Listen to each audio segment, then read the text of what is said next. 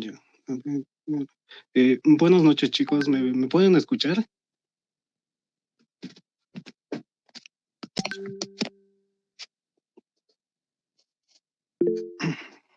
Ya, listo. Y Sí, ahora se me sí, escucha. ya, muchas gracias. Ah, ay, a ver.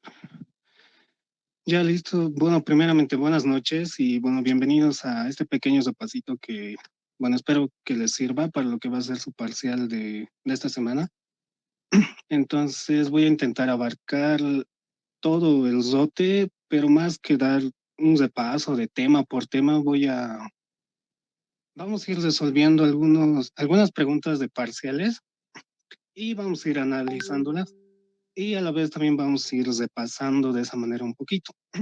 Bueno, ahora, bueno, permítanme primero comenzar con esta pequeña frase o esta pequeña, bueno, no sé cómo decirle. Bueno, no sé si algunos conocen, es el profesor Jaime Escalante, era un profesor de matemáticas, ¿verdad? Paseño que ha migrado a Estados Unidos y bueno, ha sido reconocido, ¿no? Por la gran labor que él ha hecho, que ha sido de enseñar las matemáticas de una manera muy bonita, didáctica, lo que eran algunos estudiantes allá, ¿no? Que eran tal vez un poco problemáticos y todo eso. Y bueno, la frase que tal vez con la que quisiera comenzar esta noche, lo que decía el profesor Jaime Escalante, las ganas, es todo lo que necesito. Y es verdad, para cualquier situación de la vida, en este caso lo que serían nuestros estudios, son las ganas, ¿verdad? Las ganas que tenemos, las ganas que ustedes tienen de seguir aprendiendo, de estar en este pequeño repaso. Yo sé que muchas veces da flojera revisar, tal vez ahorita podríamos estar haciendo otras cosas, ¿no? Como descansar, pero es las ganas, el esfuerzo y la perseverancia de cada uno de nosotros, pues que nos va a ayudar a poder alcanzar todas nuestras metas, ¿verdad? Entonces, dicho esto, podemos comenzar ya para que no sea tan largo. Y primeramente, con un pequeño repasito, ¿qué es lo que sería, en este caso, la ósmosis y todo eso? Como dice acá, ¿qué es la ósmosis y cómo afecta a los glóbulos rojos? Es decir, cuando un glóbulo rojo, en este caso, se encuentra tal vez en una, como dice aquí, una zona de confort o en una solución que tenga la misma isotonicidad, es decir, tanto en el medio interno y externo, donde se encuentra el glóbulo rojo, tengan el mismo valor de lo que va a ser la osmolaridad plasmática, pues no va a haber cambios, ¿verdad? Ahora, ¿qué pasa? Cuando hacemos que este glóbulo rojo por lo menos entre, como dice acá, a un medio hipotónico. Lo que, lo que va a pasar es que, como dice acá, el glóbulo rojo se va a hinchar, ¿no? Por la diferencia de osmolaridad que va a existir. Como sabemos, la osmosis básicamente es el paso del agua de una membrana semipermeable desde una concentración de menor soluto a otra de mayor para poder equilibrar todo esto. Y ahora, ¿qué es lo que pasa cuando ponemos un glóbulo rojo en un medio hipertónico? Pues, eh, como dice acá, pues el agua sale de la célula, ¿verdad? Para poder equilibrar las concentraciones de sal que existen en esto. ¿Se acuerdan que eh, básicamente lo que se encarga de estudiar la fisiología va a ser eh, lo que va a ser el equilibrio, ¿verdad? La homeostasis, esa es la palabra que se les tiene que quedar por lo menos en este año de lo que va a ser la fisiología. Fisiología estudia la homeostasis, el equilibrio que tiene que existir en todo nuestro organismo para que cumplan eficientemente todas las funciones que éste tenga que cumplir, ¿verdad? Y aquí una ecuación, esto lo tienen que saber, aprender y memorizar también lo que va a ser la osmolaridad plasmática, ¿verdad? Básicamente es la ecuación nos dice que es 2 por sodio más glucosa dividido por 18 más boom, que es el boom, básicamente es lo que sería el nitrógeno ureico, dividido entre 2,8, ¿verdad? Para poder saber. Eh, y aquí hay unos pequeños conceptos de que nos habla de qué es la osmosis, estos del Guyton de la página 53, que básicamente es este proceso de movimiento neto que se debe a la producción de una diferencia en la concentración del agua, se denomina ósmosis. ¿Ya? A ver si tengo aquí otro. Ya, para que se entienda mucho mejor, ¿qué es la osmosis? ¿O cómo funciona esto? Bueno, aquí vamos a ir resolviendo, como os he dicho, algunas preguntitas de parciales para que se pueda entender y sea un poco más didáctico todo esto. ¿Qué fenómeno ocurre en una célula colocada en un medio con una solución cuya osmolaridad es del 260? Eh, porfa, les voy a aceptar algunos compañeros. Ah,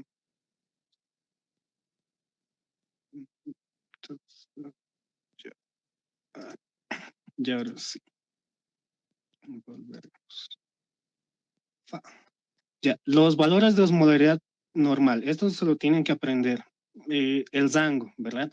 Eh, Depende de la bibliografía que leamos, entonces el rango por lo menos es de 280, 295, puede ser desde 275, 270 hasta 295 miliosmoles sobre kilogramos, o hasta 300, incluso yo he leído hasta 310 en un libro, pero con que lo manejemos entre estos rangos de 280 a 295, el rango de la osmolaridad normal, para que podamos entender estos problemitas.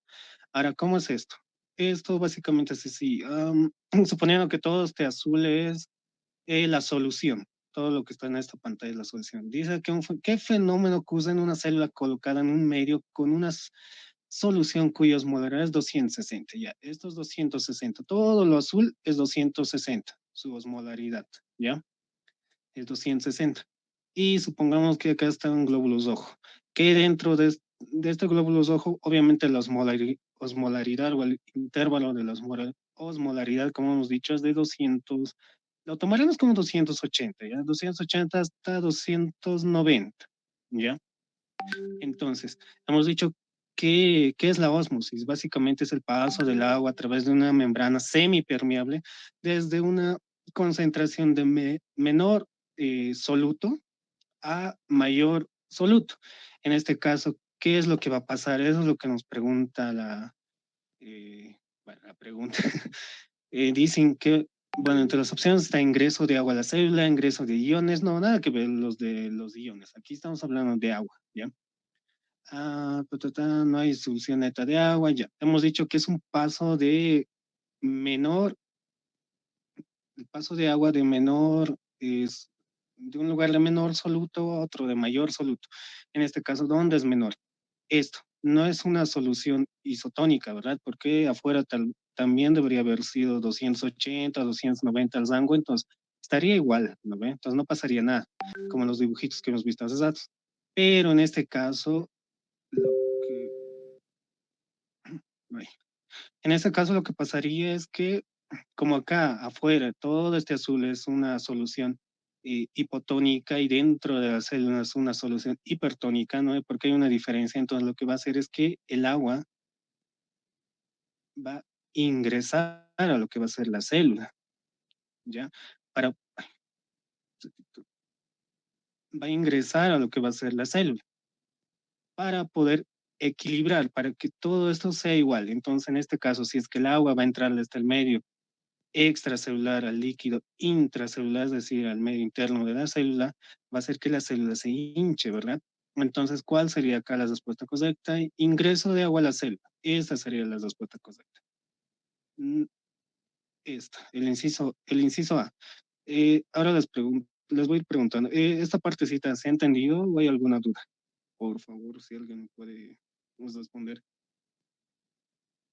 Sí, está claro. Ya, muchas gracias. Voy a tratar un poquito de cosar, pero igual si tal vez hay alguna partecita, por más que sea, yo no sé qué es osmolaridad, a veces nos da vergüenza preguntar, o no sé qué es un ion, digamos, o no sé qué es agua. O sea, vayan, pregúntenme. La idea de todo esto es de que todos se vayan con algo. Tal vez hay alguien que pues no ha leído, digamos, pero siempre se puede aprender algo nuevo, ¿verdad? Cada día es un día bonito si es que en ese día has aprendido algo nuevo, por más mínimo que sea, ¿verdad? Ya, espero que esta parte se haya entendido. Ahora esto. nos dice la difusión simple se caracteriza por lo siguiente. Para esto tenemos que recordar lo que va a ser los medios de transporte pasivo y activo, ¿verdad? En los medios de transporte pasivo es donde no va a haber el uso de energía, es decir, en este caso del ATP, ¿verdad? Entonces, como no va a haber uso de energía del ATP, eh, va a ser el paso de estos iones, de estos solutos, desde de un medio de mayor concentración a menor concentración, ¿verdad? Siguiendo el gradiente de concentración. Entonces, en este caso, nos pregunta la difusión simple. Acá está. ¿Qué nos dice? Eso me requiere de gradiente de concentración. Si ven los dibujitos, o sea, hagan mucha énfasis en los dibujitos. A veces, por lo menos yo, algo que me ha servido, por lo menos a mí, es antes de leer todas las letras, todo el texto, siempre me voy a los dibujitos.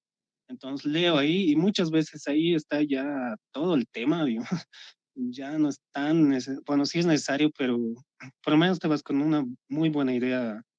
Si es que comienzas viendo todos los dibujitos, intentando entender qué te quiere decir dibujitos o los esquemas, y ya es más sencillo, ¿verdad? Cuando ya comienzas a leer, pues ya todo el tema eh, por completo. Entonces, la difusión simple básicamente es eso, es el paso de pequeñas moléculas a través de la membrana semipermeable, siguiendo un gradiente de concentración, ¿verdad? De mayor a menor. Ahora, ¿puede ir de menor concentración a mayor? Sí, pero lo que va a necesitar es energía, ¿verdad? Esto por lo menos en algún lugar lo he leído, lo hacían una especie de analogía que decía que cuando, recuerda, difusión simple es cuando si tú estuvieras en qué sé yo, en el río y te dejas llevar por la corriente. ¿Haces fuerza? No, ¿verdad? Solo te dejas llevar, dejas que el río te lleve, ¿verdad? Pero, ¿qué pasa si quieres ir en contra de la corriente? Es decir, la corriente está yendo hacia abajo, pero tú quieres ir hacia arriba, entonces ya comienzas a nadar, ¿verdad? Y vas haciendo gasto de energía, entonces el transporte activo es eso, que va en contra del gradiente de concentración. Y las difusiones facilitadas, como su nombre dice, son facilitadas por proteínas transportadoras, ¿verdad? Proteínas que están en toda la integridad de lo que va a ser la membrana semipermeable. Entonces son como canalcitos, ¿verdad? Que van a permitir que entren las distintas moléculas a la célula. Entonces, ¿cuál sería la respuesta acá? A ver, la difusión simple se caracteriza, esta es la palabra clave acá, simple, se caracteriza por lo siguiente. ¿Va a favor de un gradiente de concentración? Sí. ¿Va en contra de un gradiente? No, ya sería activo. ¿Necesita una proteína transportadora? No, en este caso sería difusión facilitada, si es que necesita una proteína. ¿Requiere de la intervención de la proteína G? No, en este caso sería proteínas por ligando y todo eso, ¿no? Entonces la respuesta correcta acá es que va a favor de un gradiente de concentración, es decir, de mayor a menor. Eso sería la respuesta.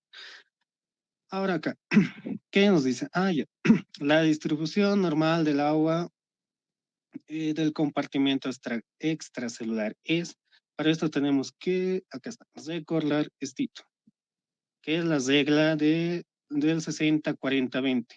El 60 nos dice que, como dice acá, el agua corporal total es el 60% de todo nuestro peso, ¿ya? O sea, yo peso 70 kilos, mido unos 70 y de todo de todo el porcentaje de mi organismo, soy un 60% agua, ¿ya? Soy un 60% agua. Ahora, ¿qué pasa con el 40% de esos 60? El 40% está en el líquido intracelular, ¿ya? De esos 60 el agua se encuentra en el líquido intracelular y el 20% restante se encuentra en el líquido extracelular. Entonces, recuérdense estas reglas, 60-40-20. 60 quiere decir que pues yo soy 60% agua. De esos 60% agua, el 40% está en el líquido. Hay más agua dentro de las células, recuérdenlo de esa manera. Y 20% pues se encuentra en el leque, ¿ya? Ahora, dentro de lo que va a ser el líquido extracelular también pues hay distintos compartimentos, ¿verdad? Entonces, en este caso sería, como dice acá, líquido extracelular, también se divide en lo que va a ser líquido intersticial, Es aquel líquido que se encuentra entre célula y célula, ¿verdad? Y el plasma. Y hay un tercer espacio también, que... eh, mm, ahora, eh, un tercer espacio, ¿ya? Entonces, este 20% va a estar distribuido así. Va a ser el plasma, va a ser de un 4 a 5%, y el líquido intersticial va a estar entre el 15 al, sí, entre el 14 y el 15%, ¿ya? Solo fíjense estos dibujitos. Como les he dicho, no está así por así. De este plasma todavía acá falta un pequeño espacio, que sería el tercer espacio. ¿Ya? Ahora sí. Si nos fijamos todo este azulcito, vemos pues que el líquido intersticial, pues eh, creo que ocupa la mayor parte de lo que va a ser líquido extracelular, ¿verdad? Entonces, ¿cuánto ocupa? Son 15%. ¿De acuerdo? ¿No? Tenemos que formar un 20%, ¿no? Incluso por lógica, si vamos aquí, dice 15, como que nos intenta confundir, pero recuerden que el líquido intersticial consta del 15% y el plasma está entre 4 y el 5. Y el tercer espacio, que es el espacio más pequeño, es del 1 al 3%. Entonces la respuesta correcta acá es el inciso D. Por lo menos yo como me acuerdo es, no sé si es un memotécnico, es como que LP3. Entonces sé que el líquido intersticial pues es 15%, el plasma es 4 y el tercer espacio es 1. Entonces si sumo todo esto, 15 más 4 más 1, 20, ¿no ve? Entonces sería el 20%. Es simplemente eso, ¿ya? Ahora, ¿qué dice aquí? ¿Cuál es el volumen aproximado de líquido extracelular en un sujeto varón de 30 años de edad y 60 kilogramos de peso? Ya, esto es facilito.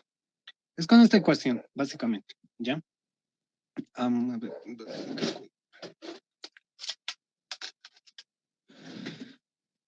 recuerdan que para sacar lo que va a ser el agua corporal total, básicamente es el peso por el porcentaje de agua. Obviamente, como es porcentaje, no vamos a poner 60%, ¿no ve? Tenemos que volverlo en un número entero, natural, ¿no ve? Entonces, en este caso se pone 0,6. Si queremos el 40%, digamos, va a ser 0,4, ¿verdad? Si queremos el 20% que va a ser líquido extracelular, va a ser el 0,2%, 0,2, ¿verdad? Entonces, en este caso, nos dice, esto de la edad no es tan relevante, a menos que sea niño, tal vez, ahí sí, un poquito variaría, porque los niños tienen mayor agua corporal, pero no es mucha la diferencia. Pero para esta pregunta lo vamos a tomar así. Entonces, nos dice peso, ¿cuánto pesa? 60. Entonces, ponemos en nuestra calculadora 60 por... Ahora, ¿qué nos está pidiendo? Líquido extracelular. Entonces, para eso teníamos que volver atrás. Hemos dicho que el líquido extracelular es el 20%, ¿verdad? No es el 40%, es el 20% líquido extracelular. Entonces, hacemos 60 por 0,2 y nos sale 12. No sé si ahí tienen sus calculadoras, si me pueden hacer. Es 12. Entonces sería 12 litros. En este caso, la respuesta va a ser de 12 litros. ¿Ya? El líquido extracelular no sujeta, sí. Sería simplemente eso. Recuerden, es simplemente esta ecuación. Si les pide el líquido intracelular, saben que es el 40%, pero no van a poner acá, no ve 40, porque está en porcentaje. Ponen 0,4. Ahora, si les pide el porcentaje de la total, es decir, íntegro de todo el organismo, pues como acá, ¿no? 0,6. ¿Por qué? Porque somos 60% agua. ¿Qué nos dice acá? ¿Qué es la brecha? ¿Qué es la brecha aniónica o el anion gap? Eh, ya. Para responder eso, primero. ¿Qué es el anion gap? El anión Ga básicamente es la unión de los aniones no medidos. Son conceptos, los dejo acá para que lo lean porque es un poco tedioso que lo vayamos leyendo todo. Está en el Constanzo, página 314, pero aquí creo que había puesto un concepto más bonito. Ya, acá, esto es del Hassison, de Medicina Interna, página 313. O acá también lo podemos leer para que se entienda mejor. ¿Qué es el anión GLAP? Acá está. Y bueno, el Hassison nos dice que los aniones no cuantificados, aniones, no cationes, ¿no? Cationes son los que tienen carga positiva, aniones carga negativa, ¿no? Entonces, no cuantificados comprenden proteínas, pero ¿cuáles son los aniones no medidos? ¿No? Cuantificados comprenden lo que van a ser proteínas, aniones, aniónicas, por ejemplo, la albúmina, ¿no? El fosfato, sulfato, la. Pero acá está el concepto, para que se entienda. ¿Qué es el anión gap? ¿O qué mide el anión gap? Los electrolitos presentan una distribución en los líquidos corporales, sí, sabemos, ¿no? Que está determinada por su tamaño y principalmente su carga, ¿ya? Es por este motivo que las cargas positivas y negativas deben estar balanceadas debido a la ley de electroneutralidad. Una vez más, recuerden, la fisiología se encarga de estudiar la homeostasis, el equilibrio. El problema es que en los laboratorios las mediciones normales no toman en cuenta todos los componentes iónicos del plasma. Y eso es verdad, ¿no ve? Sino que solo toman el sodio. Incluso si hemos ido estudiando todo lo que es fisiología, nos hemos dado cuenta que siempre es, ¿no? Es sodio, potasio, siempre es sodio, potasio, pero no estamos compuestos simplemente de sodio y potasio, ¿no? Sino es que hay más aniones, cationes, proteínas y muchas más sustancias, ¿no? Entonces, dice ya el bicarbonato y el potasio. Este último puede a veces no ser considerado el potasio. Si solo son tomados en cuenta estos iones, entonces habrá una diferencia entre la suma de cationes y de aniones, siendo mayor la suma. Ahora, esta diferencia es lo que se conoce como el anion gap o brecha aniónica, es decir, la brecha aniónica representa aquellos iones, en este caso aniones con carga negativa, no medidos en el plasma, ¿ya? Entonces, si son los aniones no medidos en el plasma, ¿cuál será la respuesta correcta? A ver, la medida indirecta de aniones plasmáticos que no se detectan en las pruebas rutinarias. Ya, esto puede ser el exceso de aniones difusibles frente a los cationes no detectados en pruebas laboratoriales. No, no es esto. Todo déficit de aniones, no. Es requerimiento basal de aniones por kilogramo, no, nada que ver. Esto es el A, porque acá nos dice el exceso, pero no es el exceso, ¿no ve? Dice la medida indirecta de aniones plasmáticos que no se detectan en las pruebas rutinarias. Hemos leído, ¿verdad? Del laboratorio. Dice que no, generalmente no se los mide. Entonces, para eso usamos la brecha aniónica, es decir, el anion gap. Ahora, la brecha aniónica es una medida indirecta. ¿Ves? Aquí ya está la respuesta en esta otra pregunta.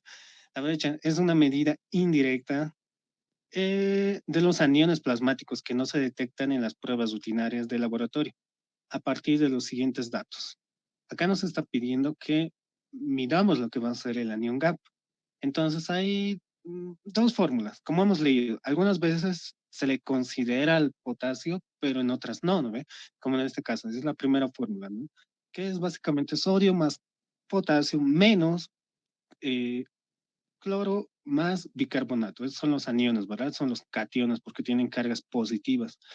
Cationes. Por lo menos yo me acuerdo que cationes se escribe con T y la T parece más, entonces cationes es positivo, ¿no? Por lo menos yo recuerdo así. Ya, acá nos pide entonces de que calculemos el anion gap. Ahora, si es que en el ejercicio les da potasio, entonces métale con potasio. Si no les da, entonces no, obvielo, porque como hemos leído, hay veces se lo toma y a veces no, ¿no ve? El potasio. Y acá nos dan los valores. Dice sodio 140 mil equivalentes litro, bicarbonato y cloro. No nos da potasio. Ya, entonces no vamos a usar esta forma. Que es lo mismo que esto, simplemente no usamos potasio. Entonces, si metemos a nuestras calculadoras, simplemente se mete igual lo mismo. Primero nos dice que es sodio. ¿Cuánto es el sodio? 140. 140. menos, abrimos paréntesis, cloro. Acá está cloro, 103. 103 más, ahora vamos con bicarbonato. ¿Cuántos bicarbonatos? 25, ¿ve? 25. Y nos da 12. En 12, obviamente, mil equivalentes litros, ¿verdad? Entonces, 12. Acá está, 12. Esto es la respuesta correcta. Ahora, ¿cuánto es el valor normal del anión GAP? Y acá nos da la respuesta.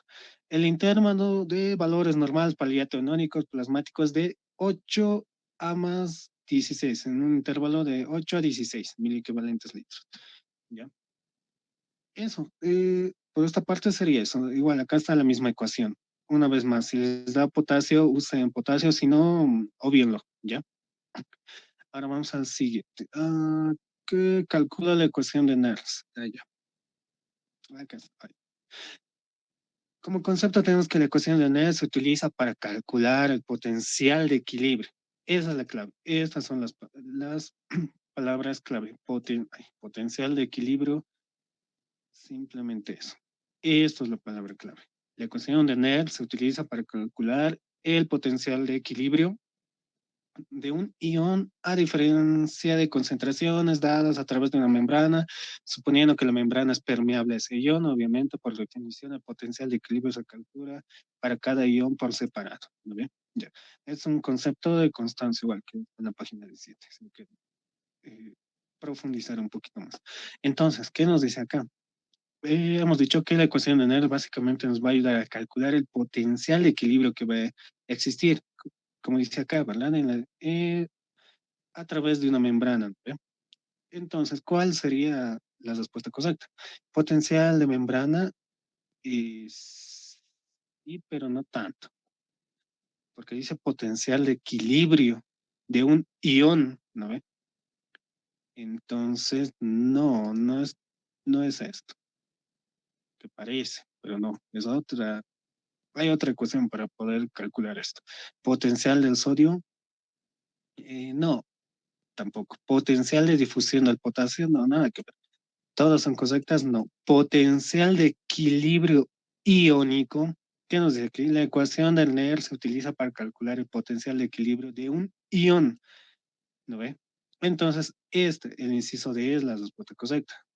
Recuerden, la ecuación de Nernst se encarga de calcular el potencial de equilibrio de un ion. ¿Y cómo? Esta es la ecuación, que es más menos 16, es una constante. Esta Z no lo tome. eh, más o menos 61, perdón, por logaritmo de la concentración interior y exterior, es decir, la concentración en el líquido intracelular, suponiendo que estemos hablando del sodio, digamos, cuánto sodio hay en el líquido intracelular y cuánto sodio en el líquido extracelular, ¿verdad?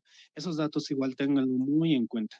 Apréndanlo, memorícenlo, lo que es eh, la concentración del sodio, por lo menos del sodio, potasio, cloro, calcio, eh, tanto en el líquido intracelular como en el líquido extracelular.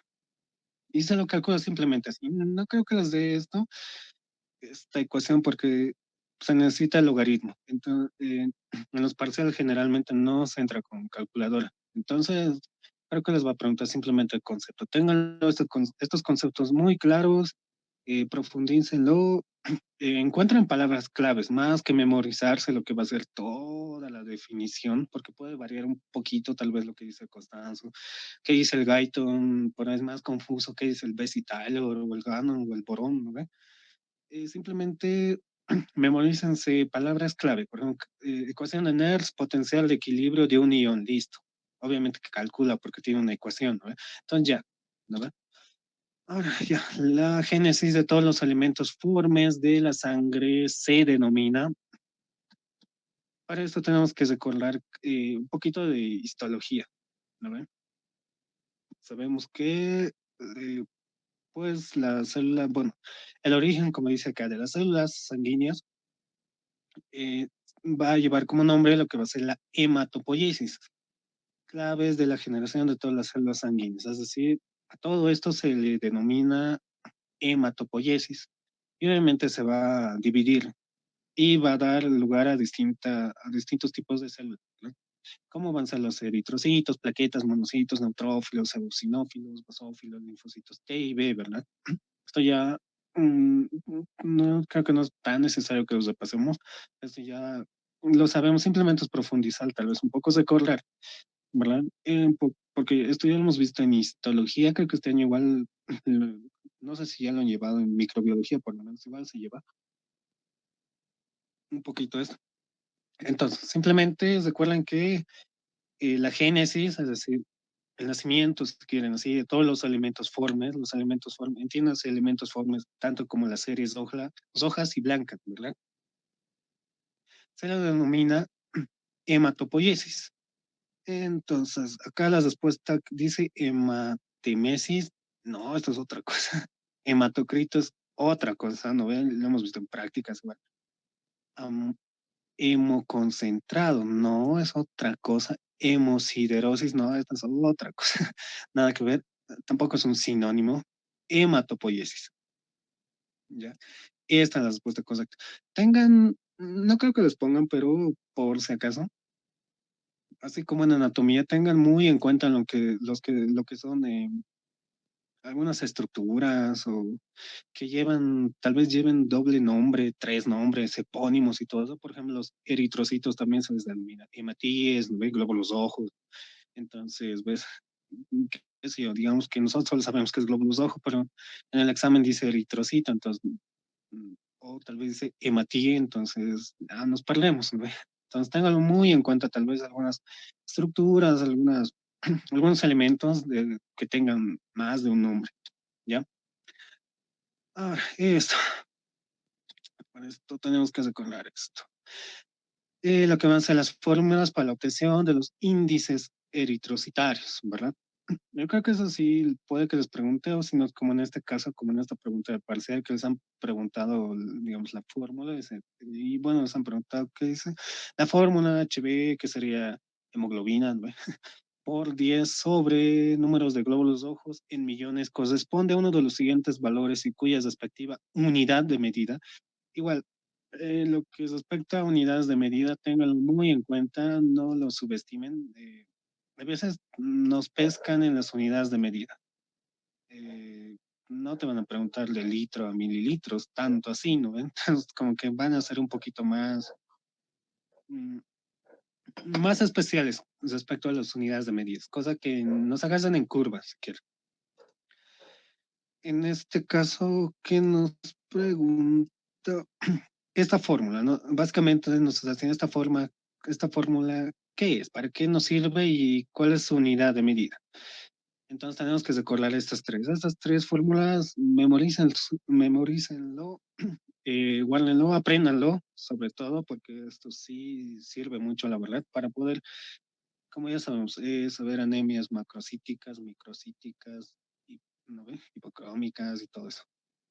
Entonces nos dice hemoglobina por 10. Ya, aquí es todo lo que sería la concentración media de hemoglobina globular, es hemoglobina por 100 sobre hematocrito. No, nada que ver. Volumen globular medio sería hematocrito por 10 sobre el número de eritrocitos. Y esto está en fentolitros, entonces no es esto. Y la hemoglobina globular medio o hemoglobina corpuscular media es hemoglobina por 10 sobre el número de eritrocitos o glóbulos rojos, ¿verdad? Que está en picogramos. Entonces es esto, es esta la ecuación, el HCM. Y no, esto es volumen corpuscular medio, esta ID, no, esto tampoco, esto es otra cosa, volumen, concentración media, corpuscular, de hemoglobina, esto es hematocrito y esto es en por ciento, no nada que ver. Sería esto, el inciso de hemoglobina globular media, o hemoglobina corpuscular media, que se mide en picogramos. Esta sería la respuesta. Ahora, um, ya, ¿qué nos preguntan? Dice, valores del CBM. ¿Qué es el CBM? Pues volumen corpuscular medio. Menciona la opción correcta, los valores. Y para saber los valores, tenemos que, una vez más, memorizarnos esto. Em,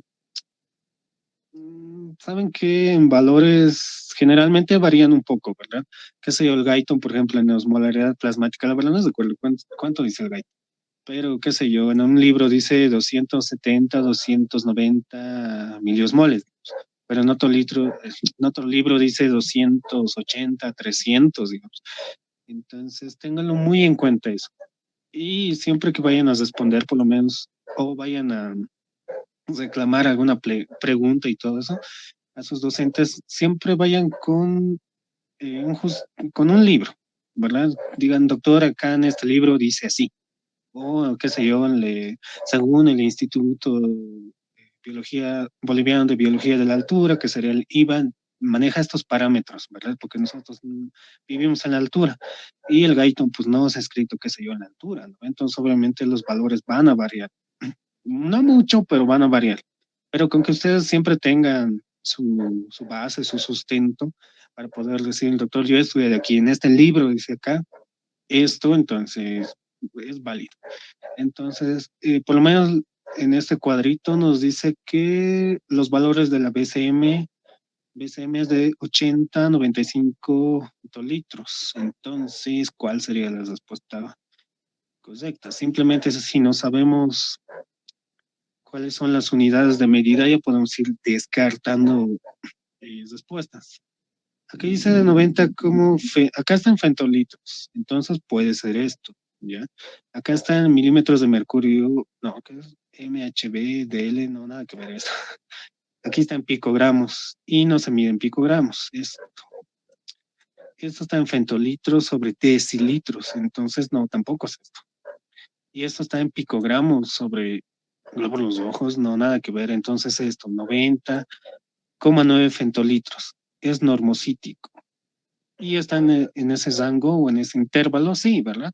Porque nos dice que el valor, por lo menos, lo normal es de 80 a 95, ¿verdad? Y acá está 90,9.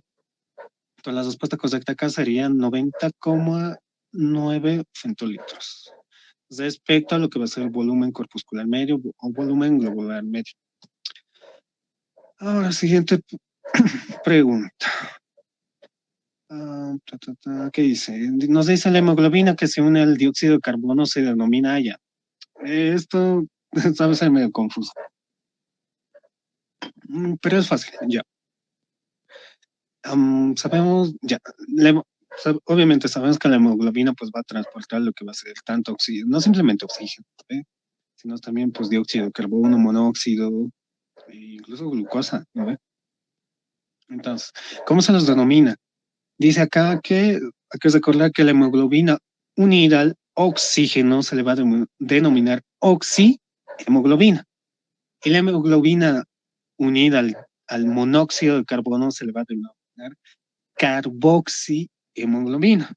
Y ahora la hemoglobina unida al dióxido de carbono, al CO2, carbaminohemoglobina. Y la hemoglobina unida a la glucosa, hemoglobina glucosilada. ¿Ya? Y esa es la abreviación de esto, y de esto obviamente es HbO2, HbCO, o así, ¿ya? Entonces, um, entonces, ¿qué nos dice? Acá nos está preguntando la hemoglobina unida al dióxido de carbono. Oxígeno, monóxido, dióxido. Acá está. Entonces hemos dicho que se le denomina carbaminohemoglobina. Carboxi no, porque carboxi es al monóxido de carbono. De desoxihemoglobina, no. Carbaminohemoglobina sí es esto, pero ¿qué más nos dice? Metahemoglobina no, oxihemoglobina no. Entonces, no, nada que ver. La metahemoglobina es otra cosa. Es hemoglobina con yeso, que unida eh, en exceso o en su producción en exceso, pues va a ser incapaz de poder captar o de transportar el oxígeno, ¿no? Y obviamente si no transporta oxígeno, pues va a generar lo que va a ser hipoxia celular, ¿verdad? Entonces, nada que ver, nada que ver. Entonces, en este caso, la respuesta va a ser dióxido de carbono carbaminohemoglobina. Esto, memorizan, se lo saben preguntar. Por lo menos con los que son de mi grupo, el doctor siempre preguntaba eso, ¿ya? Y tal vez algo más extra. Tal vez posiblemente les pregunte esto, pero eh, no, tal vez no en el parcial, pero es muy bueno que lo sepan. Ya, hemos dicho que la hemoglobina pues transporta oxígeno, pero ¿cuánto? ¿No? ¿Cuánto? O sea, ¿cuánto de oxígeno transporta? Que se acuerda que una molécula de hemoglobina transporta 4 moléculas de oxígeno y 1 gramo, ya, esto estamos hablando de moléculas, ¿ve? Que una molécula de hemoglobina, dentro de esa molécula de hemoglobina, hay 4 moléculas de oxígeno. Ahora, en 1 gramo de hemoglobina, ¿cuánto oxígeno transporta? En 1 gramo, ya no molécula. En 1 gramo de hemoglobina va a transportar 1,34 ml de oxígeno, ¿ya? Esto tenganlo muy en cuenta, guárdalo en su corazón, porque pues se pregunta en algún momento, pero es muy interesante que lo sepa, no simplemente decir, pues la hemoglobina transporta oxígeno y listo, ¿no? No, sino tal vez saber, es de que ser un poquito más y ser más finos con estos conceptos y pues saber, ¿no? Cuánto transporta. Una molécula de hemoglobina, 4 moléculas de oxígeno, 1 gramo de hemoglobina transporta 1,34 ml de oxígeno, ¿ya? Ahora, la siguiente pregunta nos dice, en relación con el ciclo del yeso, ¿cuál de las siguientes proteínas es su transportador? Para esto, tenemos que saber lo que va a ser la absorción del yeso, ¿verdad? Simplemente es recordar, sí, pues, rápidamente. Sabemos que el yeso, pues, va a entrar en nuestro... Es muy esencial para muchas funciones en nuestro organismo, entonces nosotros... ay, y la yuca, ingerimos yeso a través, pues, de la alimentación, ¿verdad? De carnes rojas, algunas eh, ya sea verduras y todo lo demás. Entonces, generalmente en mayor proporción se absorba lo que va a ser la porción del duodeno, ¿verdad? Este va a llegar a lo que van a ser a los enterocitos que van a ser, obviamente, las células del intestino, van a absorberse por lo que va a ser la porción apical o luminal, primeramente va a entrar a lo que va a ser el enterocito y en el enterocito va a ser transportado por la transfesina. La transfesina va a transportar hierro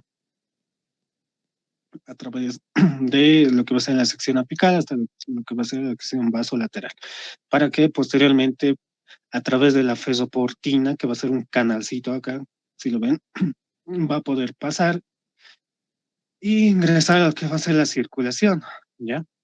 Y esto igual va a ser transportada, obviamente, posteriormente el yeso. Recordemos que el yeso, pues, se le tiene que absorber en su estado más simple, ¿verdad? Porque hay yeso fesoso y fésico, ¿verdad? Unido al M y al no M, ¿no? Entonces, eso. Ya hemos dicho que el yeso entra a través de todo el enterocito, es transportado a través de lo que va a ser la transfesina,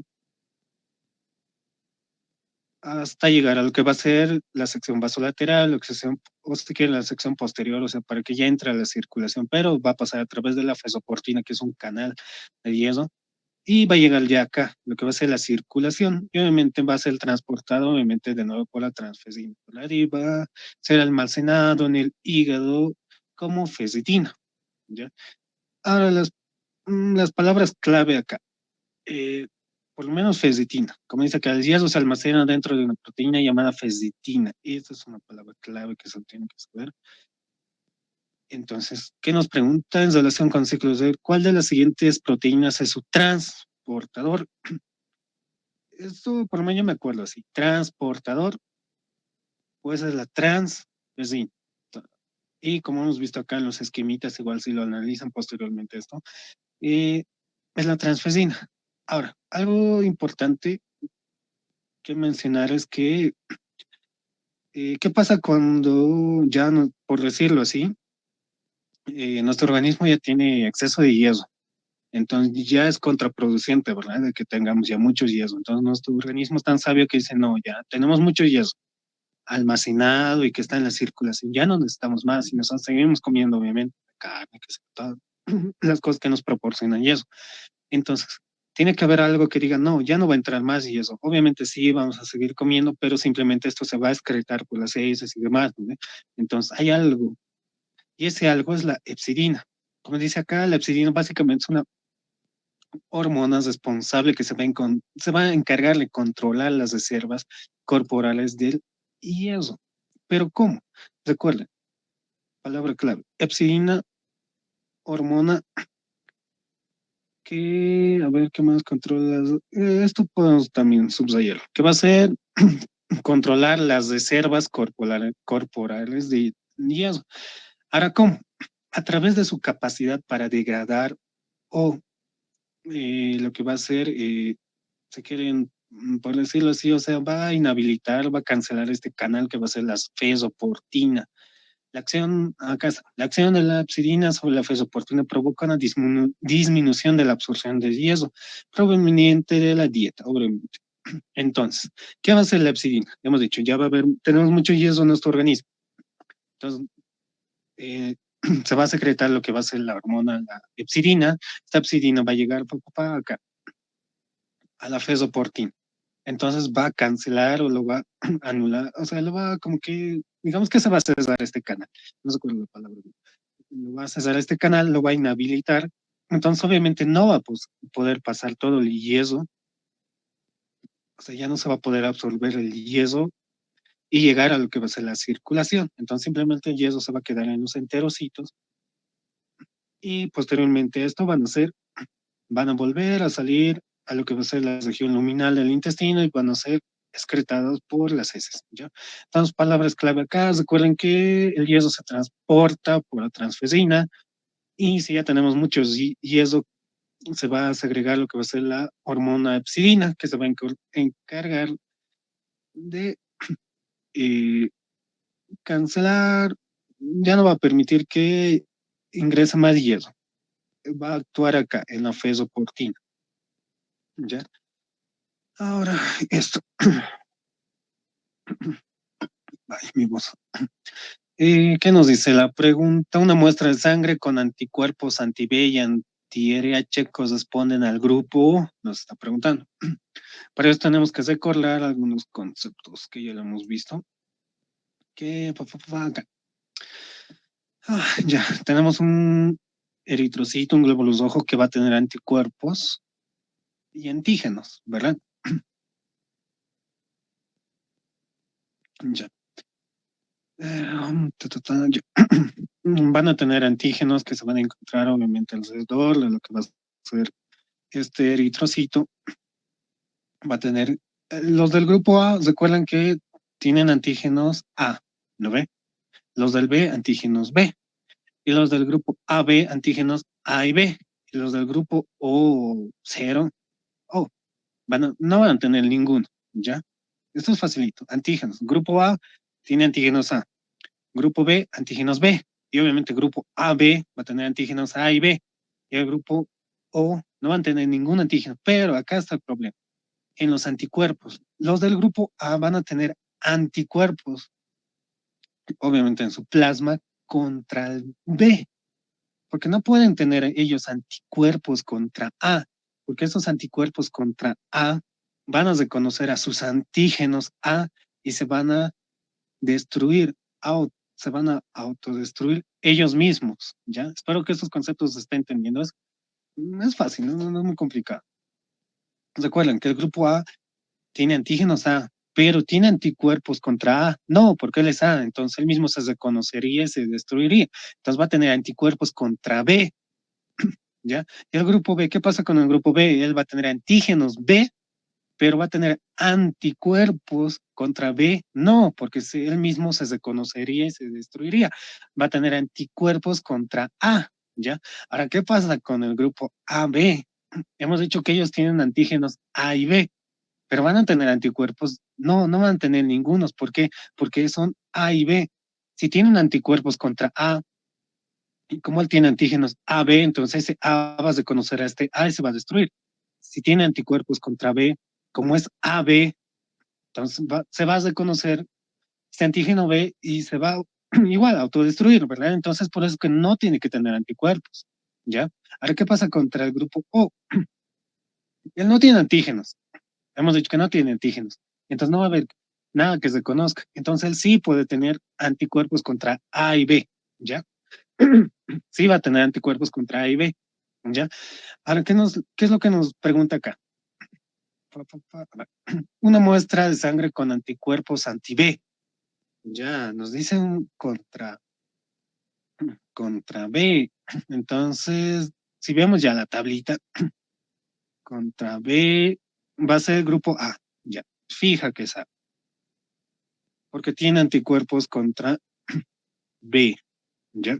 Si fuera del grupo B, tendría anticuerpos contra A, ¿no ve? Y si fuera del grupo AB, no tendría ningún anticuerpo. Y si tendría anticuerpos A y B, sería del grupo O, ¿verdad? Y entonces, por el momento es A, ¿no ve? Y dice, y anti-RH. El RH igual es lo mismo, ¿no ve? Si tiene anti-RH es negativo y si no tienes RH positivo, ¿ve? Ya, entonces, en este caso sería, y tiene anti-RH, entonces sería AB. Entonces, aquí dice RH positivo, no, nada que ver, RH negativo, no. B, RH positivo, no. A, RH negativo, sí, es esto. B, RH negativo, no, nada. Entonces, la respuesta acá correcta sería el inciso D. Es tipo de sangre A, RH negativo. ¿Por qué? Porque tiene anti-RH, o si quieren antipositivo y negativo o algo así. ¿Ya? Es lo mismo, sigue la misma dinámica que acá. Espero que esta partecita se entienda, es medio confusito, pero se entiende. Solo se cuenta que todos los antígenos son los mismos que el grupo. Si es grupo A, antígeno A. Si es grupo B, antígeno B. Si es grupo AB, antígeno AB. Pero si es grupo O no hay nada, entonces no tiene antígeno, ¿ya? Y ya, lo que serán los anticuerpos es por lógica. Si es grupo A y tiene, obviamente A, y tiene anti-A, no puede tener anti-A si él es grupo A, porque él mismo se va a destruir. Entonces, obviamente, tiene anti-B. Y viceversa, el grupo B tiene anti-A. No puede tener anti-B porque él mismo se hace conservas. Ahora, el grupo AB tienen los dos, entonces, obviamente, no puede tener ningún anticuerpo. Ahora, este grupo O, como no tiene ningún antígeno, ¿no ve? Entonces, sí puede tener anti-A y anti-B, ¿ya? Ahora, respecto a esto, pues, esto igual es para toda la vida, ¿no ve? O sea, Sí, ese del RH puede explicar, por favor. ya. Ya, respecto al...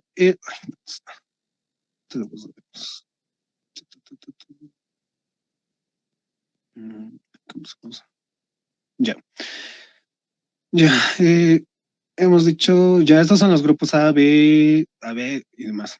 Ahora, respecto al RH, sigue esta misma lógica, ¿ya? Eh, aquellos que tengan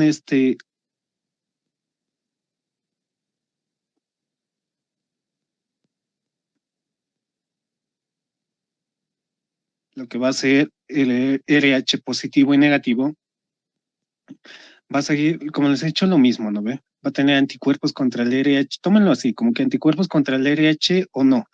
Si tiene anticuerpos contra si es RH positivo, ya, vamos a, para que se entienda un poquito mejor. Un ratito estamos a ver.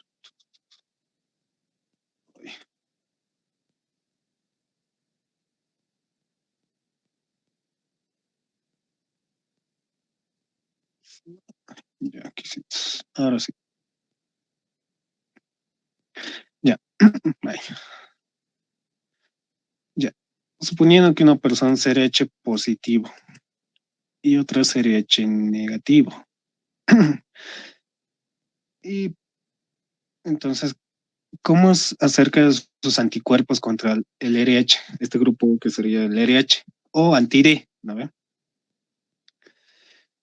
Ya. Si no tiene anticuerpos, por decirlo así, contra este RH, igual que acá, si no tiene anticuerpos contra RH, va a ser positivo, ¿ya? Ahora, si es que tiene anticuerpos contra RH, va a ser negativo, sigue la misma lógica que los grupos A, B, si tiene antígenos, anticuerpos y así, ¿ya? Una vez más, si tiene si no tiene anticuerpos contra RH, si no tiene, es positivo, ¿ya? Y si tiene anticuerpos contra RH, va a ser negativo, ¿ya? Si tiene anticuerpos contra RH, va a ser positivo. Esperen un ratito, ya me está diciendo bola. ¿Cómo era? Un ratito, que te lo puedo dar. Ta, ta, ta, ta, ta, ta, ta.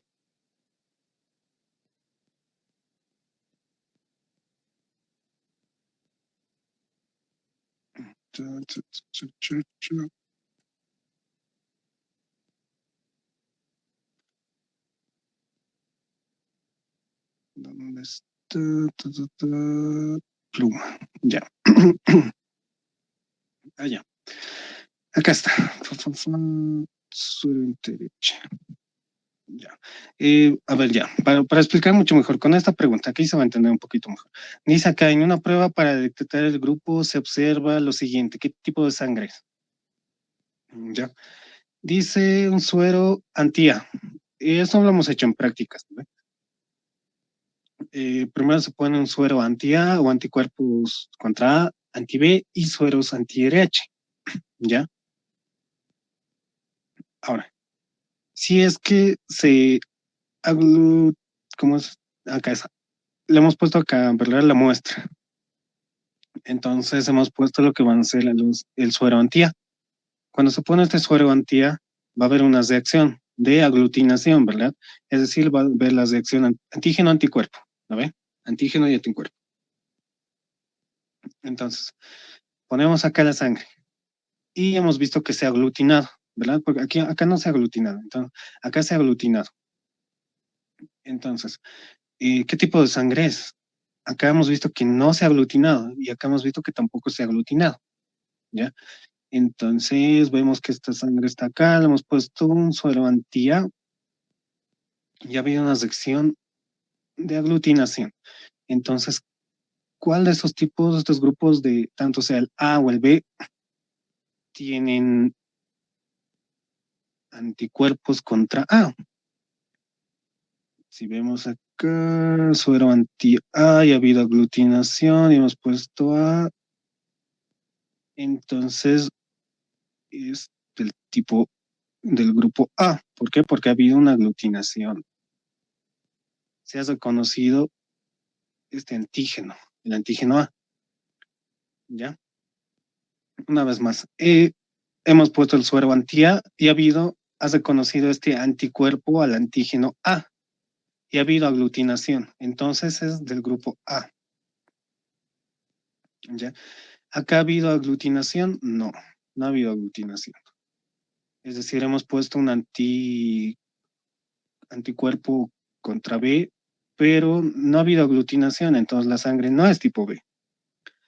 Ahora, respecto al suero anti-RH, hemos puesto acá RH, ¿se ha aglutinado? No, entonces va a ser negativo. Si fuera positivo, se aglutinaría, ¿ya? No sé si esta partecita se ha entendido. Es medio confuso, o sea, tú sí, como medio medio que te haces bola. Eh, ¿Se ha entendido esta partecita?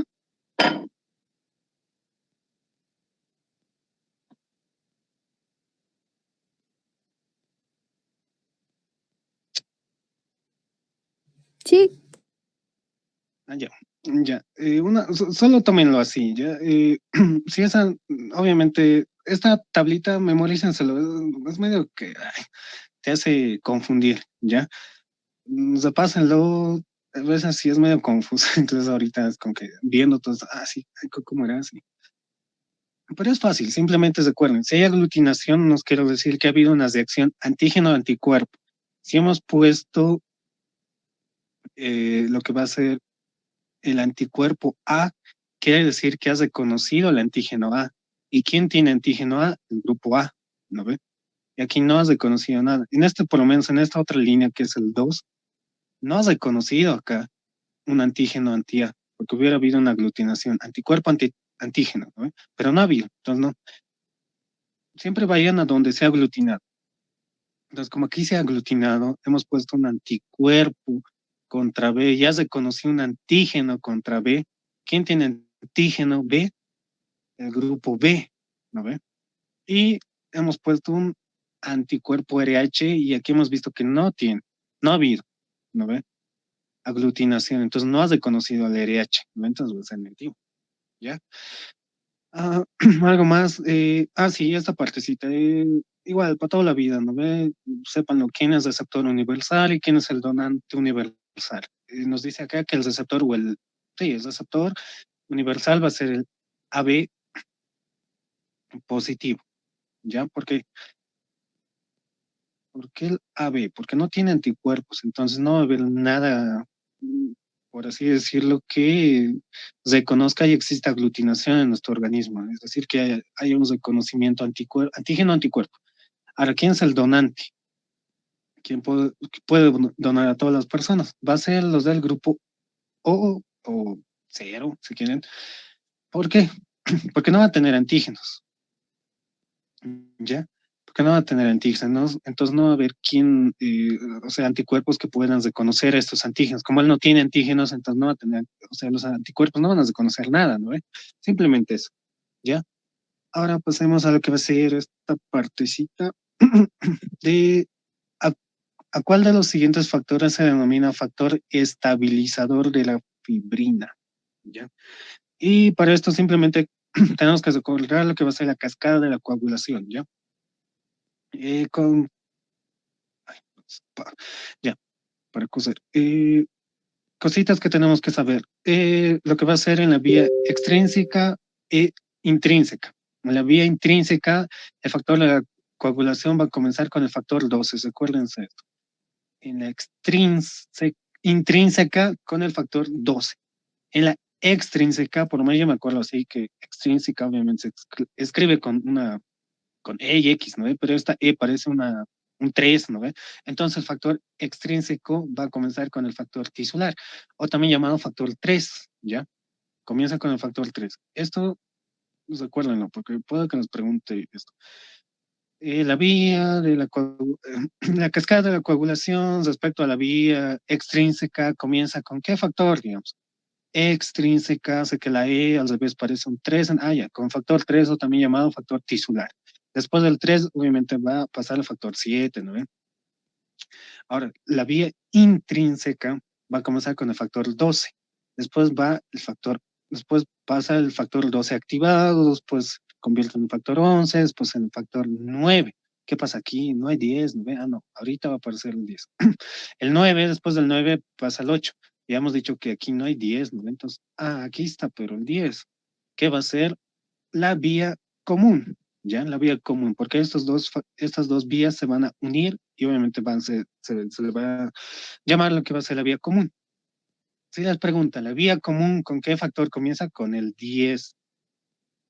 Recuerden, extrínseca 3, 7. Intrínseca 12, 11, 9, 8. ¿Ya? O si quieren, 8, 9, 11, 12. No hay 10 aquí. El 10 es la vía común, ¿ya? Cuidado les pesquen aquí. Esto igual, apréndanselo, igual lo van a ver en tercer año, toda la vida. Esta cascada de la coagulación, ¿ya? Y después del factor 10 en la vía común, ya estamos hablando de la vía común, el factor 10 va a pasar a lo que va a ser el factor 10 activado, ¿no? Después el factor 5, el factor 2, pues obviamente esta A significa activada. Después el factor 2 activado, pues que va a ser que el fibrinógeno se convierta en fibrina y la fibrina se estabilice, ¿ya? Entonces aquí va a actuar el factor 13, ¿ya? Sí. Eh, en la cascada de la coagulación no existe factor 6, ¿ya?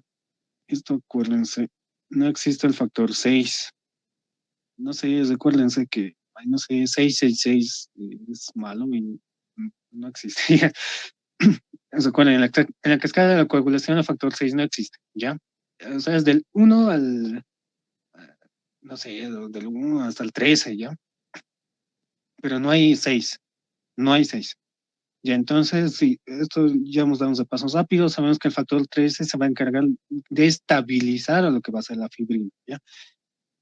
Algo más, entonces la respuesta correcta acá sería: ¿cuál de los siguientes factores se denomina factor estabilizador de la fibrina? El 13, ¿no ve? El 3 hasta el final, ya. Recuerden, repasen esto, saben preguntar esto. Ah, sí, tengan cuidado igual con los nombrecitos. Acá está una tablita, el factor uno, ¿qué se llama? Fibrinógeno, porque no es factor simplemente uno, 2, 3, 4, 5, 7, 9, 8, 9, 10, 11, 12, 13, ¿no ve? Sino tienen también sus nombres, ¿no ve? El uno es fibrinógeno, 2 es protrombina, el 3 es tromboplastina, calcio, ¿no ve? El 4 es el calcio, el 5 es proacerina, y todos los, ¿no ve? Factores de Stuart, factor de Eisenman, el 3 factor estabilizador de la fibrina. Esto nos estaba preguntando. Ya, entonces ténganlo muy en cuenta, tal, qué sé yo, quién sabe, les pregunta cuál de los siguientes factores, cómo se llama el factor 13, digamos. Entonces, factor estabilizador de la fibrina, que se encarga de estabilizar la fibrina. O quién se encarga de convertir el fibrinógeno en fibrina, va a ser factor 2. Y eso, ya. Esta parte ya. Ahora acá, ya, esto.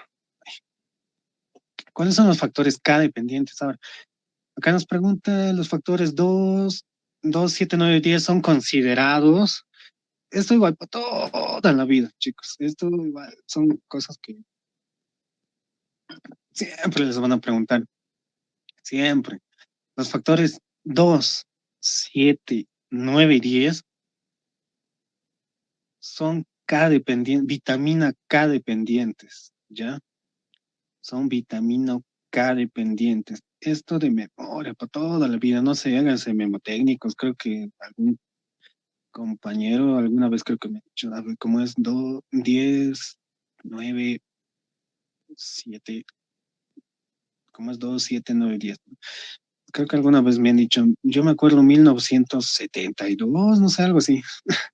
Entonces, vean la manera de poderse memorizar estos números. 2, 7, 9, 10. 2, 7, 9, 10. ¿Ya? Como dice acá, los factores dependientes de la vitamina K son 2, 7, 9, 10. Y los factores de coagulación que se sintetizan en el hígado, como dice acá, el hígado tiene que ser 6 palabras, dice. Entonces son 6 factores, que serían el 2, el 5, 7, 9, 10 y el 11. ¿Ven? ¿Se acuerdan que el factor 3, el factor tisular, se va a encontrar en el endotelio? Es el único que no se sintetiza en el hígado, ¿ya? Entonces, esto recuerden, para toda la vida, ¿cuáles son los factores K, vitamina K dependientes? 2, 7, 9, 10, 2, 7, 9, 10, para toda la vida esto. Ahora, ya. Esto, ya, esto es bonito. ¿Qué es la presión arterial media? Básicamente la presión arterial media también se conoce como, dice acá, la presión de perfusión tisular, es decir, cuando vamos, bueno, cuando la sangre tiene que perfundir a todo lo que van a ser los tejidos tisulares, obviamente no los va a perfundir con 120, 80, 90 milímetros de mercurio, ¿no ve? Entonces tiene que haber una diferencia, una media. Entonces esa media, esa presión arterial media se le conoce como la presión de perfusión tisular, ¿ya? Y como dice acá, más claro, verdadera presión con la que se irriga o nutre a a los distintos tejidos de toda la economía de nuestro organismo, ¿verdad? Entonces, ¿cómo se calcula la PAM? También generalmente siempre dicen, la PAM, ¿no? Presión arterial media. ¿Cómo se calcula? Bueno, primero, su intervalo de lo normal está entre 60, 100 milímetros de mercurio. Esto puede depender de las bibliografías que lean. Pero lo principal que nos preguntan acá, considera un individuo con presión arterial 125, 75 milímetros de mercurio. Calcule la PAM. Hay, no sé, yo he visto hartas ecuaciones por lo menos para poder sacar la PAM, ¿ya? No sé, por lo menos nuestro doctor incluso nos ha enseñado una manera bien bonita de poderla sacar, que a ver, ahorita les voy a explicar. La presión arterial media. Simplemente es presión sistólica más 2 veces presión diastólica dividido sobre 3. ¿Por qué 2 veces presión diastólica? Como sabemos, la diástole dura pues más que la sístole, ¿no ve? Entonces, simplemente esto se mete a la calculadora. A ver, dice 125, que sería la presión sistólica, ¿no ve? Más abrimos paréntesis, 2 por presión diastólica 75, ¿no ve? Igual dividido sobre 3 nos sale que es 91,6666. Entonces, redondeado sería 92 milímetros, obviamente, de mercurio, ¿no? Así es, la presión arterial en el sistema internacional se mide en pascales, ¿no ven? No es en milímetros de mercurio, es en pascales. En el sistema internacional, ¿no ven? No es en milímetros de mercurio, pero obviamente ya lo manejamos como, bueno, es más manejado, ¿no? Esta unidad de medida. Milímetros de mercurio, pero en el sistema internacional es en pascales. Entonces simplemente es eso. Ponemos, ¿no? Aquí 125 por, ay, más 2 veces por 2 por 75. Y todo esto dividido sobre 3, ¿no ve? Y eso nos va a dar la PAM, que en este caso ha sido 92 milímetros de mercurio. ¿Ves? Aquí hay otra ecuación medio rara, dice presión sistólica menos presión diastólica dividido sobre 3 más presión diastólica. No sé, para mí yo me acuerdo esto, para mí es más facilito esto, presión sistólica más 2 veces presión diastólica dividido sobre 3. Ah, ya. La presión de pulso, esto es facilito, simplemente es presión sistólica menos presión diastólica. Ya, a ver, podemos sacar incluso aquí la presión de pulso. ¿Cuánto sería? A ver, hemos dicho que es presión sistólica menos presión, simplemente 125 menos 75, que sería 50. ¿Ve? Esa es la presión de pulso, por si les preguntan. ¿Ya? Ah, ya, aquí, acá nos da otro ejemplo. Dice paciente con presión arterial de 150 sobre 90 milímetros de mercurio. Indique su presión de pulso y su PAM. Ya aquí ya nos está preguntando. Primero sacaremos la presión de pulso. Hemos dicho que es presión sistólica menos presión diastólica. Presión sistólica, 150. Menos presión diastólica, 90. Presión sistólica menos presión diastólica, que sería 60, ¿eh? 60 milímetros de mercurio. Es la presión de pulso, la PP. Ahora, para sacar la PAM por distintas ecuaciones que quieran, aunque ya se la hayan aprendido, por lo menos yo me acuerdo que es, para mí es la más fácil, presión sistólica, es 2 veces presión diastólica dividido sobre 3. Presión sistólica 150 más 2 por, obviamente paréntesis, 2 por 90 sobre 3. Y esto lo metemos a la calculadora. 2 por 90 dividido entre 3, 110. Nos sale que es 110. Entonces, esta es la PAM. La PAM es 110. Entonces, pues, bueno, presión de pulso 60. Aquí hay dos opciones. Ya entre estos dos está. Presión de PAM. PAM nos dice que 120, no, nos ha salido 110 y dice que el inciso B es el correcto. Este es el correcto. La presión de pulso es 60 y la PAM es 110. Esta partecita de la presión, cómo sacar la PAM y la presión de pulso, ¿se ha entendido? Sí. Ya, Sí. gracias. Ya, está bien, muchas gracias. Ay, me puse secando. Ay, ya, uy, ya, vamos a lo más bonito. Eh, ¿Cómo se saca el eje cardíaco? Hay unas dos, ¿cómo es? Uno, dos, tres o cuatro formas de sacar el eje cardíaco, ¿ya? Pero generalmente lo que sabe entrar en los parciales sabe ser así, digamos, ¿ya? Y vamos a ver cómo es esto. Ya, simplemente hay que leer lo que nos dice, ¿ya? Obviamente lo que va a ser este plan es axial, ¿no ves? Lo tenemos que saber de memoria. Es como en el colegio, ¿no ve? Acá hacemos las rayitas y es 0, menos 30, menos 60, menos... Hacia arriba es lo negativo y hacia abajo va a ser aquí a todo lo positivo. Y sabemos que tenemos derivaciones, ¿no ve? Hay por lo menos, 6 derivaciones, ¿no ve? Frontales. Lo que va a ser D1, D2, D3, ABR y ABR, ABL. Esto es derecho, izquierdo.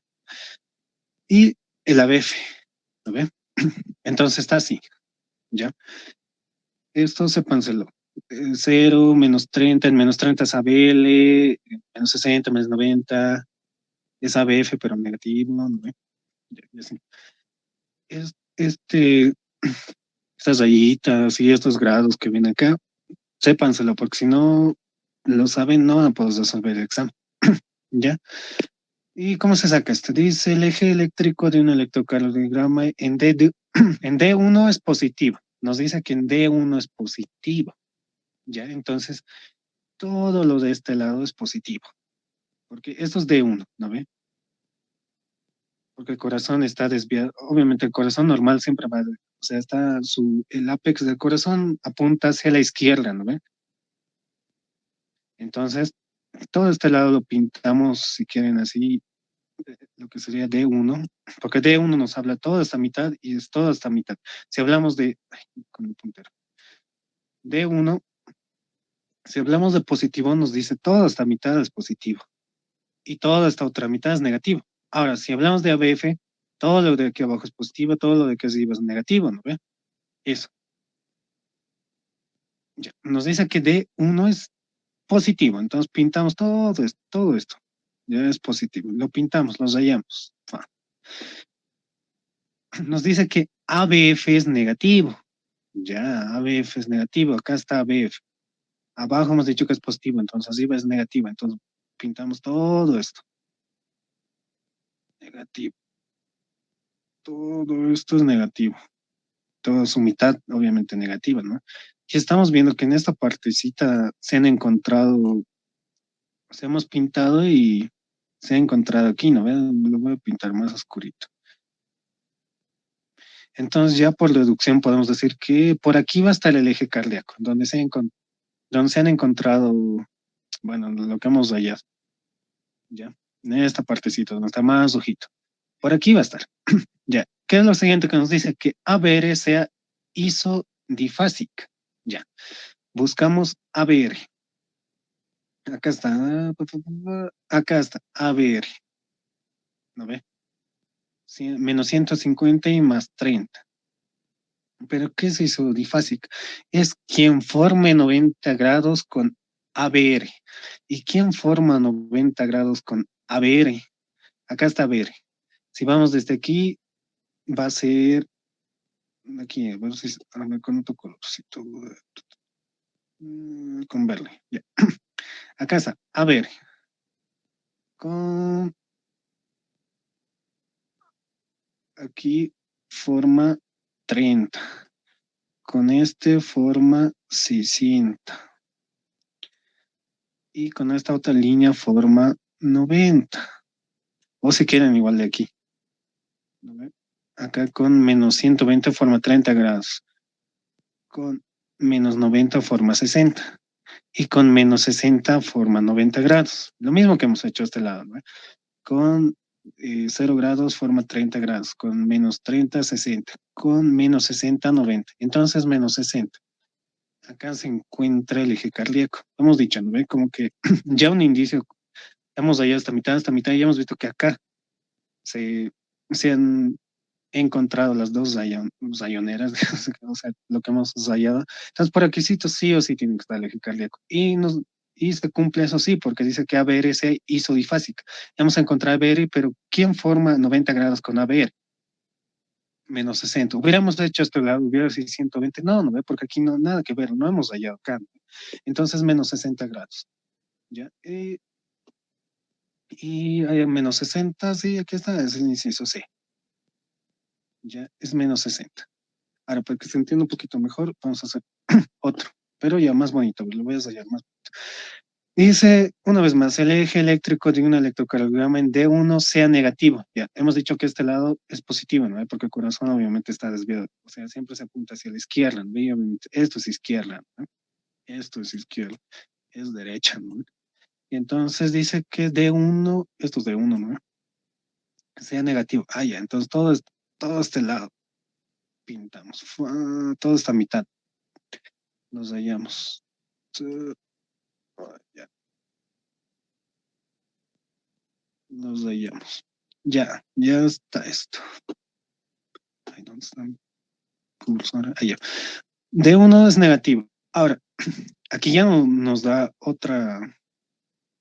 mm, otra derivación, digamos, si es negativo o positivo directo, nos dice ABF isodifásica. Ya, ¿dónde está ABF?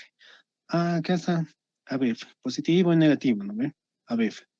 Isodifásica, hemos dicho que cuando leamos isodifásica busquemos con quién forma 90 grados, este ABF, ¿no? Que es isodifásica. Obviamente 90 grados forma con D1 positivo o negativo, pero en positivo no hemos hallado aquí. Entonces, a este lado, donde estás hallado. Entonces, obviamente va a ser con quién forma 90 grados ABF con más menos 180. Más menos 180. Ah, es más menos, acá está, más menos 180. Ahora sí, esta partecita de los ejes cardíacos, ¿se ha entendido o quieren que los repita? No me digo que a veces no se entiende.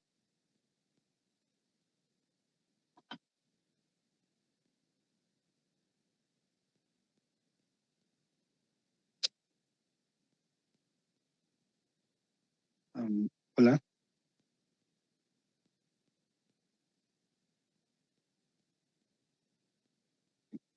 Una vez más, ¿se ha comprendido esto de cómo sacar el eje cardíaco? Bueno, fija, esto les van a preguntar. Sí, sí. Siempre, ¿se ha entendido? Ya. O mejor dicho, ¿quién no ha entendido? Tal vez. Y una vez más lo explico. Sin miedo. La idea, como les dije, es que todos se vayan con algo. Tal vez alguien no lo ha entendido, entonces sin miedo, ¿no? No sé qué es de uno, porque hay que ensayar. Ya, una vez más lo voy a explicar, ¿ya? Una vez más, como les he dicho, la idea de todo esto es que todos nos vayamos con algo. Yo sé que hay algunos que aquí pues, ya están capos, así, pues, eh, ya esto es como que, sí, sí, esto ya sé, así. Y está muy bien, ¿no? Pero también hay muchos de los compañeros que tal vez no, bueno, fisiología no es tan de su devoción, digamos, entonces la idea es de que también todos nos vayamos con un nuevo conocimiento y que les vaya muy bien en su parcial. Y una vez más, tenemos que leer muy bien, recuerden, voy a leer las partes principales. Ya. Esto es de uno, ¿no ve? Acá está BF.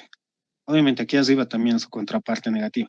Esto es de 2, de 3, ABR, ABL. ¿Ya?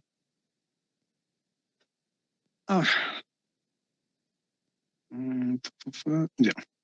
Si nos dice que es de uno positivo, es toda esta mitad es positivo. Toda esta mitad. A lo mejor lo voy a enseñar porque sí, todo lo que sea este lado es positivo. Todo lo que sea este lado es negativo. Ya que está positivo, ¿no? Todo lo que esté abajo es positivo. ¿No ve? Por eso, incluso los grados, ¿no ve? Por eso todos los grados más 30, más 60, y todo lo que está arriba menos 30 es negativo, ¿ya? Entonces simplemente se ensaya eso. Si es de uno, toda esta parte de aquí, esta parte derecha es positivo, y toda esta parte, obviamente, es otro lado es negativo, ¿no ve? Y si es ABF, todo lo de aquí abajo, la mitad de este ABF es positivo y toda la mitad de aquí arriba es negativo, y así, ¿no ve? Ahora sí. Eh, ya. Dice, un eje eléctrico de un electrocardiograma en D1 sea positiva. Ya, nos dice que D1 es positivo. Hemos dicho que toda esta mitad de izquierda es positivo, la derecha es negativo, ¿no? ¿Por qué? Porque el corazón apunta hacia la izquierda, ¿no? Esto por anatomía. Ya. Entonces, hallamos toda esa mitad que nos dice que es positivo en D1, entonces, es decir, toda esta mitad, ¿no ve? Entonces los hallamos, ¿ya? En su examen háganlo, o sea, si les preguntan, si obviamente se tienen que saber, ¿no? Menos 30, menos 60, esto ya, no creo, esto es fácil. Pero ¿dónde está ABR? ¿No ve? Aquí es ABR, 2, ABF, aquí está, más 120 está la derivación 3, así. Eso, como en el colegio, vayan dibujando 100 veces, 1000 veces, porque nunca se les olvida. Ya hemos dibujado lo que nos decía, que D1 es positivo. Ahora nos dice que ABF es negativo, o sea, negativo. Ya hemos dicho que esta mitad de aquí abajo de ABF es positivo, ¿no ve? Aquí es positivo. Entonces lo de aquí arriba es negativo. Ya, entonces dibujamos, hallamos todo este negativo, obviamente lo que es la parte negativa de ABF, ¿no ve? Que sería toda esta mitad. Y como les he dicho, el eje cardíaco se va a encontrar en donde se encuentre, en donde hayamos hallado el rojo y el verde. Ya hemos visto que aquí se han encontrado, ¿no ve? Entonces, por requisitos sí o sí va a estar el eje cardíaco, tiene que estar. Nada que ver aquí, ¿no? ¿Por qué? Porque no hemos hallado aquí y no se encuentra ninguna derivación que nos dice, ¿no ve? El enunciado. Ahora, ¿qué nos dice? ABR sea isodifásica. Hemos dicho, cuando escuchemos isodifásica es con quien forme 90 grados en este caso. ¿Ya? De otro color. Lila. Que ABR sea isodifásica. ¿Dónde está ABR? Acá está ABR, acá está ABR. ¿No ve? Entonces aquí está toda la línea de ABR. ¿No ve? Ahora, ¿con quién forma 90 grados? Primero, con toda esta partecita forma, obviamente va a ser 30 grados. Con la otra línea, con otras rayas, va a ser 60. Con este va a formar 90, ¿no ve? 30, 60, 90, ¿no ve? No hay donde perderse. Con menos 60. Y si quieren al otro lado lo mismo, ¿no ve? Con menos 120 va a formar obviamente 30 grados. Con menos 90 va a formar 60. Y con menos 60 va a formar 90 grados. Entonces el eje cardíaco está acá, en menos 60 grados. Y esa es la respuesta, menos 60. Espero que ahora sí se haya entendido un poquito mejor, por lo menos. Y igual lo vamos a hacer acá. Si se han dado cuenta, ay no, aquí ya no nos, como que ya no nos dice dos derivaciones, o sea, tres en total, ¿no ves? Solo nos dice dos cosas aquí. Pero igual se puede hacer con eso. Ya, ahora sí. Ya. Un eje eléctrico de un electrocardiograma en el que D1 sea negativo. Ya hemos dicho que esto es D1, pero es positivo en la izquierda. Entonces, negativo aquí. Todos estos hallados. Toda esta mitad. Porque nos dice que D1 es negativo. ¿No ven? El otro era positivo. Por eso hemos hallado el otro lado. Ya está. Listo. Ahora, ¿qué es lo que nos dice? Nos dice que ABF isodifásica. Ah, ya. Aquí está. ABF, arriba y abajo, ¿no ve? ¿Con qué forma 90 grados? Ya obviamente es con D1, ¿no ve? Ya no tengo que estar, obviamente si hacemos aquí, ya, con esto forma 30, con esto forma 60, con esto forma 90, ¿no ve? Obviamente, con este forma 30, con este forma 60, con esta forma 90, ¿quién es este? D1, pero este lado es positivo y no hemos hallado nada acá. Entonces, este es este lado, ¿no ve? Más menos 180, más menos 180. No podría ser cero. ¿Por qué? Porque este lado, porque nos dice que D1 es negativo, ¿no ve? Negativo. Por eso hemos hallado este lado. Ahora sí, no sé si se entendió mejor o peor.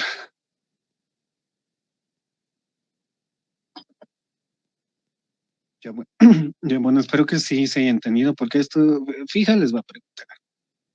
Fija. Ahora sí, ¿qué es esto? Ah, ya, aparecen.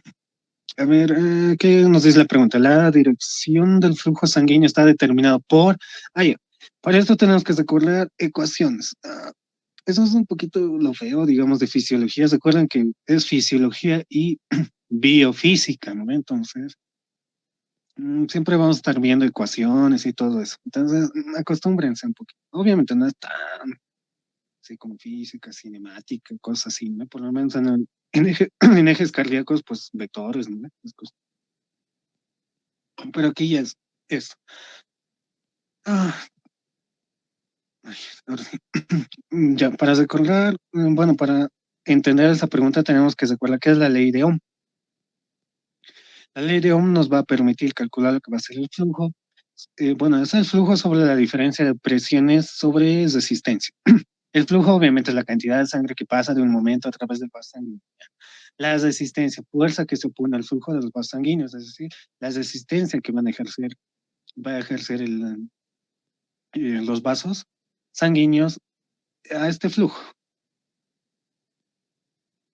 Y la diferencia de presiones obviamente es esto, o sea, eh, la presión que se existe acá en el inicio de este vaso y la presión 2 como está acá, no van a ser las mismas, no va a ser la misma presión, 1 y la 2, ¿ya? Ese es el concepto que se tienen que dar acá. Explicar esto es más, como les he dicho, es física, ¿no? Cosas como que no nos compete tanto, no demostrar así, eso ya es más mate y física, ¿no? Porque la diferencia de presiones, pero eso es medio lógica, ¿no? Incluso si vemos las cañerías o lo que es las mangueras, ¿no? En nuestras casas tenemos, existe una diferencia de presiones, no es lo mismo la presión que está en el medidor de la calle que la presión de tu pila y la presión de tu pila del piso 2 y del 3, ¿no ve? Existe una diferencia de presiones. Al igual que no es la misma la presión que tenemos en nuestros pies a la presión que tenemos que hacer a la altura de nuestro corazón y a la altura de todo lo que es la bóveda craneana, ¿no ve? Todo lo que está en nuestro encéfalo, cerebelo y todo eso, ¿no? La presión no es lo mismo, ¿no ve? Entonces existe una diferencia de presiones, ¿ya? ¿Y qué dice? Que la relación entre presión y flujo de resistencia, ¿ya? Ya. La diferencia de presiones entre los dos extremos del vaso. Se tiene que cumplir esto para que exista el flujo, ¿ya? Si no hay esta diferencia de presiones, no va a existir el flujo sanguíneo. Entonces, ¿qué dice? Acá la dirección del flujo sanguíneo está determinado por fuerza de contracción B1, no sé qué será esto, no, nada que ver. Diámetro del vaso, no. Diámetro del vaso es más para la presión, ¿no ve? Si el diámetro del vaso es más pequeñito y con vasoconstricción, obviamente la presión va a aumentar, y si hay vasodilatación va a disminuir. Viscosidad, no, nada que ver esto. Diferencia de presiones entre dos puntos.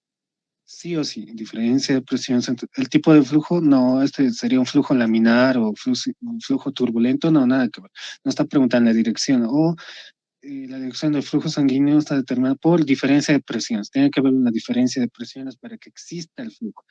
Eso es lo que nos dice la ecuación. Esta Q es, tómenlo como F. Flujo es igual a diferencia, este triangulito significa diferencia, ¿no? Sabemos que significa diferencia de presiones sobre resistencia. Aquí en la ecuación ya nos está dando diferencia de presiones. Entonces, esa es la respuesta. Para que exista el flujo sanguíneo, tiene que existir una diferencia de presiones entre dos puntos. Ahora, ya. Ya, otra ecuación. ¿Cuál de las siguientes leyes nos permite explicar el siguiente fundamento? Como se ha dicho, tengan palabras clave. No se memoricen todo el concepto como tal, así, porque, bueno, si lo pueden, tienen buena memoria, pero generalmente no. La cosa es ser más sintéticos, directo al grano, así, conceptos bien finos y concisos, ¿no? Entonces, ¿cuál de las siguientes leyes nos permite explicar el siguiente fundamento? A ver, pequeños cambios en el diámetro de un vaso producen grandes cambios en el flujo. Mm, ya, esto es facilito. O sea, imagina, cuando lees obviamente el libro, como que no lo entiendes, ¿no? Vas al Constanzo, ya como que lo entiendes mejorcito.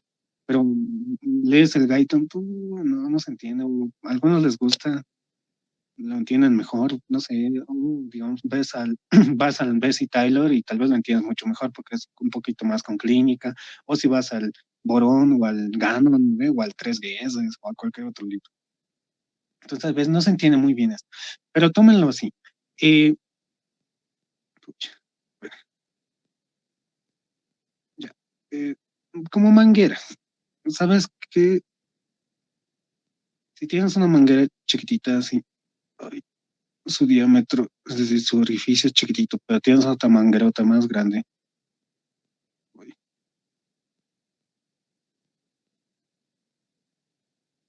¿Cómo afecta esto al flujo sanguíneo? ¿Ya? O bueno, sí, hablemos de sangre. ¿Cómo es esto? Si tenemos una manguera pequeñita, obviamente la presión de esta manguera va a ser mayor porque es pequeñita, ¿no ves? Imagínense manguera y su agua. Las mangueras pequeñitas tienen mayor presión, ¿ya? ¿No ves? Tienen mayor presión, pero su flujo es menor, ¿ya? ¿Por qué? Porque su diámetro es, bueno, es pequeñito, es lógica, ¿no? Ahora, si tienes otra manguerota bien grande, obviamente, pues su flujo de agua va a ser mayor, ¿no ve? Pero la presión va a disminuir, ¿no ve? Un poco. Entonces, ¿qué es lo que nos dice? Que pequeños cambios en el diámetro de un vaso producen grandes cambios en el flujo, ¿ya? Para eso tenemos que saber, recordar qué es la ley de Poisson. Creo que se pronuncia así. ¿Qué nos dice esta ley? Nos habla de la presión, dimensiones del tubo o el diámetro del vaso y la viscosidad, ¿ya? La viscosidad puede aumentar cuando hay un exceso de glóbulos rojos o disminuir en unos casos de anemia, ¿no? La viscosidad, la sangre se vuelve más diluida o menos diluida, es decir, más gelatina si quieres, ¿ya? Y esto va a dar como resultado, va a afectar todo lo que va a ser el flujo sanguíneo. Para esto tenemos que saber simplemente esta ecuación que no creo que les pido, pero el concepto sí, aquí nos está pidiendo el concepto. Y si leemos, dice que Poussier investigó experimentalmente los factores que determinan el flujo del líquido a través de tubos y desarrolló la siguiente fórmula de caudal o flujo. ¿Qué es la fórmula? Nos dice que el flujo es igualmente a pi por, aquí está, pi por lo que va a ser la diferencia de presiones por radio al cuadrado sobre 8 por viscosidad por longitud del vaso, ¿ya? Entonces, si aumenta el flujo, ¿dónde está acá? Porque si aumenta el flujo, va a aumentar el radio y la diferencia de presiones. Si disminuye el flujo, va a disminuir el radio y la diferencia de presiones. Entonces, si aumenta el flujo, va a aumentar el radio, es decir, va a salir más líquido por acá. ¿Por qué? Porque el radio es más grande. Si disminuye el flujo, o disminuye el radio, mejor dicho, va a disminuir el flujo sanguíneo. ¿Ya? Simplemente es eso.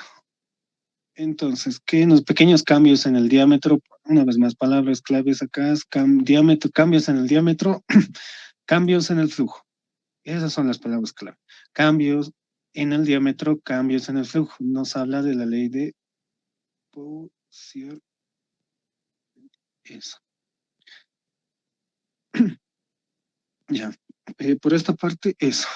Pero sí, entendí esa partecita. Es medio confuso cuando hay estas leyes. Así, si lo quieren entender bien, ¿por qué pi? ¿Por qué radio? ¿Por qué 8? Esto ya es, una vez más les he hecho, demostrar la ecuación, ¿no ven? Nosotros no nos encargamos de demostrar tanto así, ¿no ven? La ecuación matemática o física. Pero por lo menos con que entendamos que si aumenta el radio, obviamente va a aumentar el flujo, ¿no ve? Y obviamente aquí va a entrar un poco lo que va a ser la alteración de la viscosidad sanguínea, ¿verdad? Como dice acá, el flujo resulta inversamente proporcional a la viscosidad.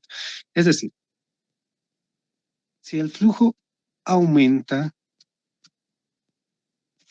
la viscosidad, que es representada por esta N, va a disminuir. Por eso dice, es inversamente proporcional, ¿no?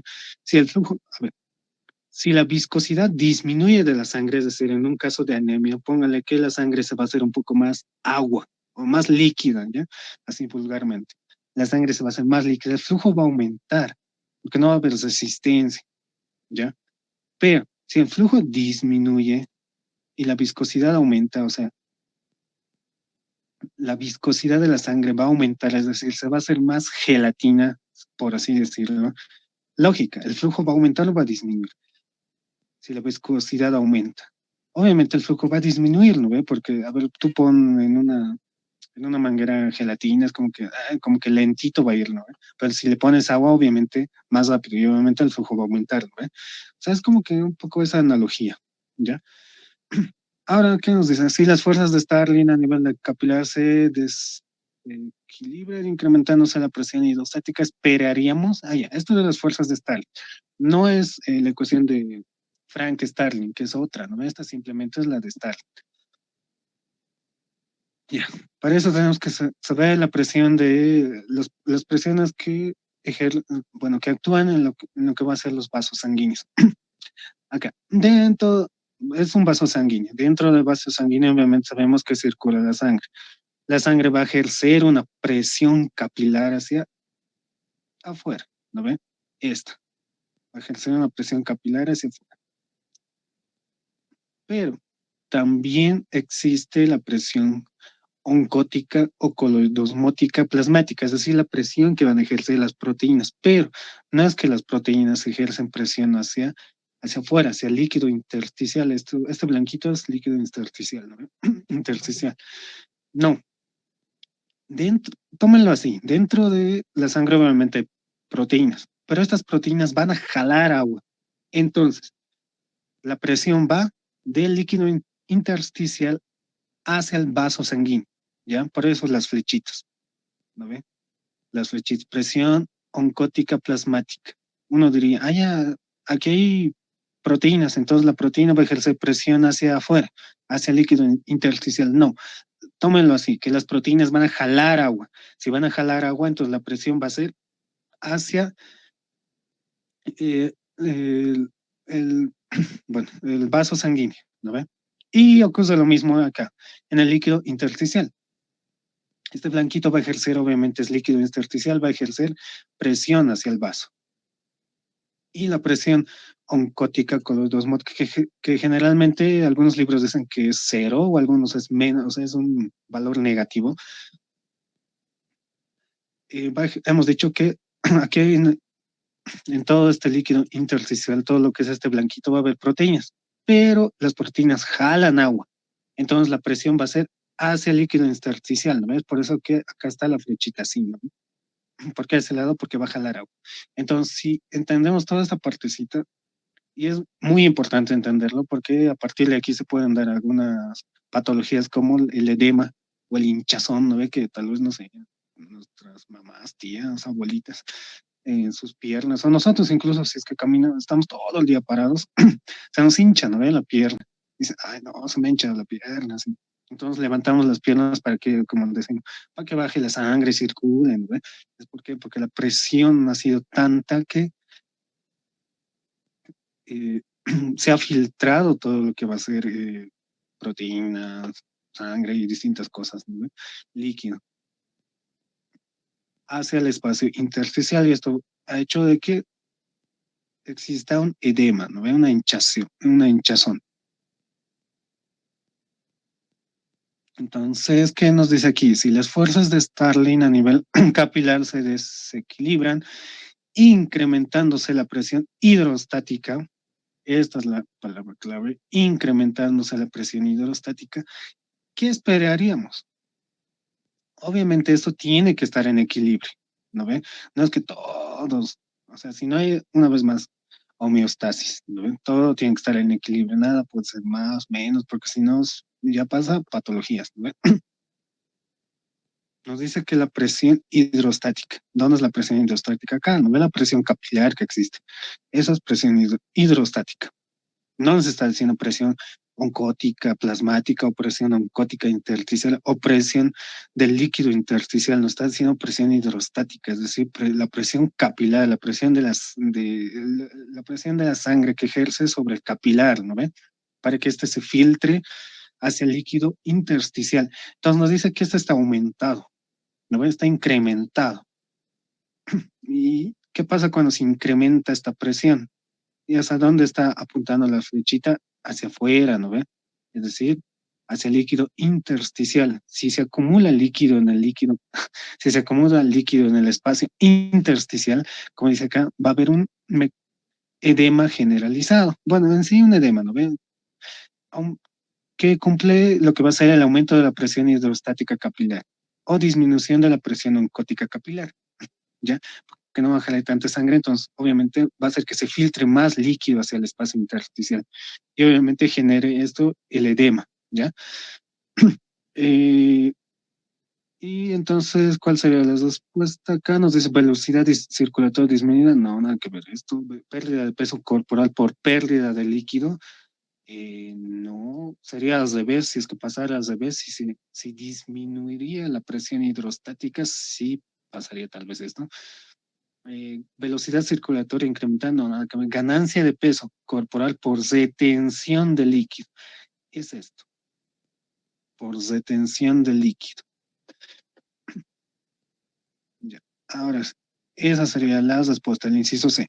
Eh, esta partecita de las fuerzas de Starling y todo esto, ¿por qué se genera el edema? ¿Se ha entendido?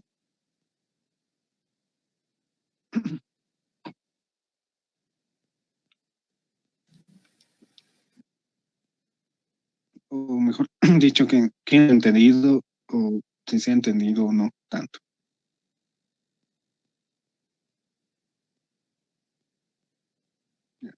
Yo creo que sí, ¿no?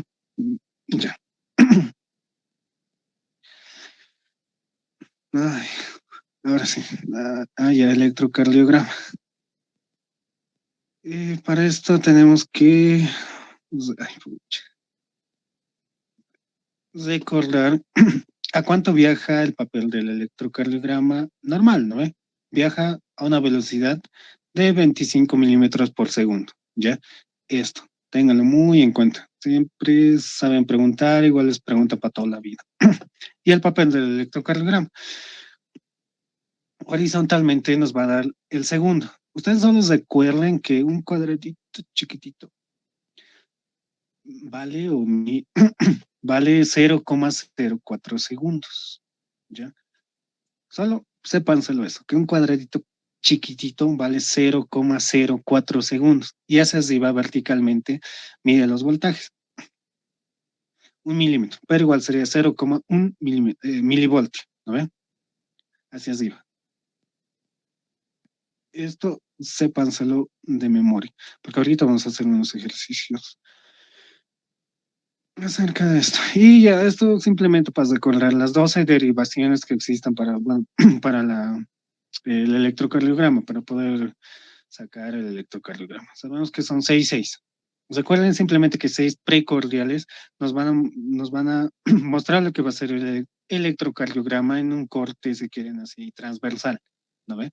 Como si nos parten por la mitad, obviamente así horizontalmente, entonces el corazón, para poder detectar la actividad eléctrica del corazón, pues se usan estas 6 precordiales, ¿no ve? La B1, B2, B4, B5, B6, ¿ya? No hay donde perderse. Ahora, estas 6 estándares son las 6 derivaciones frontales, es decir, vamos a ver, si quieren así, la actividad eléctrica del corazón desde de frente, ¿ya?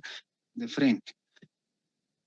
Entonces son dos, se dividen en dos, unipolares y bipolares. Las unipolares obviamente son la ABR, ABL y ABF, ¿ve?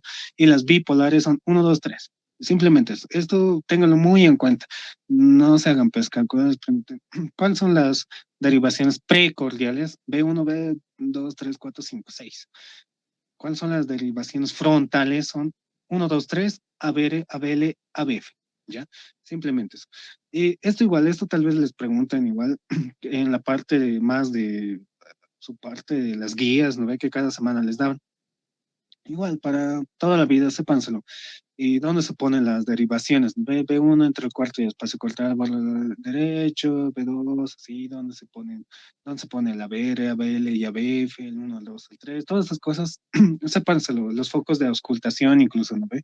En el segundo espacio intercostal se ausculta el foco aórtico, en el derecho y en el izquierdo el pulmonar, en el tercero, qué sé yo, el pulmonar, aórtico accesorio, no sé, en el cuarto espacio intercostal y en el quinto el mitral, el tricúspide, todo eso, ¿verdad?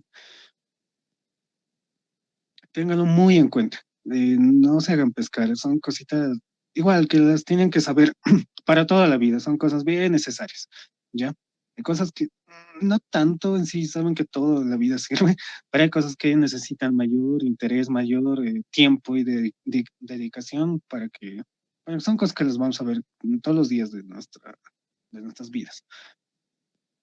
Ahora, esto simplemente igual, para recordar la frecuencia de los marcapasos. Sabemos que el marcapaso natural del corazón es el nodo sinusal, ¿no ves? Nodo sinusal, que se encuentra alrededor del auricular derecho. Si eso funciona, obviamente nos va a dar 60, en un intervalo de 60 a 100 latidos por minuto, que es lo normal, ¿no ve? Lo normal, más, menos, no sé, pero ya, lo normal. Pero ¿qué pasa si este nodo eh, mira, sinusal falla, por decirlo así, pierde su funcionalidad? Va a entrar van a comenzar a trabajar las células auriculares. En este caso, obviamente no van a rendir igual que lo que va a ser el nodo sinusal, ¿no ve? Va a disminuir su trabajo en 55 a 60 latidos por minuto. ¿Qué pasa si igual esto pierde su funcionalidad? Van a entrar lo que van a ser en acción el nodo auriculoventricular, pero igual no va a trabajar lo mismo que el nodo sinusal, va a disminuir los latidos por minuto a 45 a 50 latidos por minuto. Y una vez más, si esto igual pierde su funcionalidad, va a entrar en juego las de His, pero esto igual no va a trabajar lo mismo, de 40 a 45. Si esto igual, las damas derecha e izquierda, si no, igual si esto pierde su funcionalidad, las células de Purkinje, y así, hasta las células miocárdicas, que ya, si es que están trabajando estas, ya pues no van a trabajar obviamente lo mismo que lo que va a ser el marcapaso natural del corazón, ¿no ves? Si nos va a disminuir. Entonces ya va a haber aquí una bravicardia. Eh, un ratito, chicos, ¿no ves?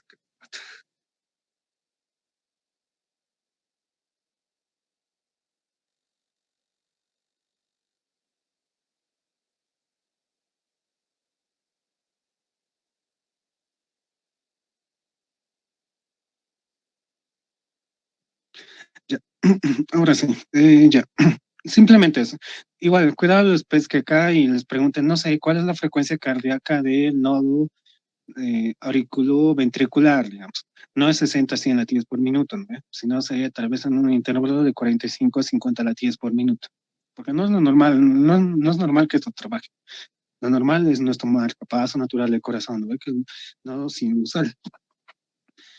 Y ya, simplemente recordando esto así rápidamente, lo que es el potencial de acción en cardíaco, en este caso el ventricular, que sabemos que primero se encuentra en un estado de reposo, ¿no? En un estado de reposo, que generalmente, igual, cuidado, les pregunten, es menos, si no recuerdo bien, es menos 50 milivoltios en los músculos liso, menos 70 milivoltios en las neuronas, menos 90 es en el corazón y menos 100 milivoltios es en las células, en los músculos estriados, ¿ya?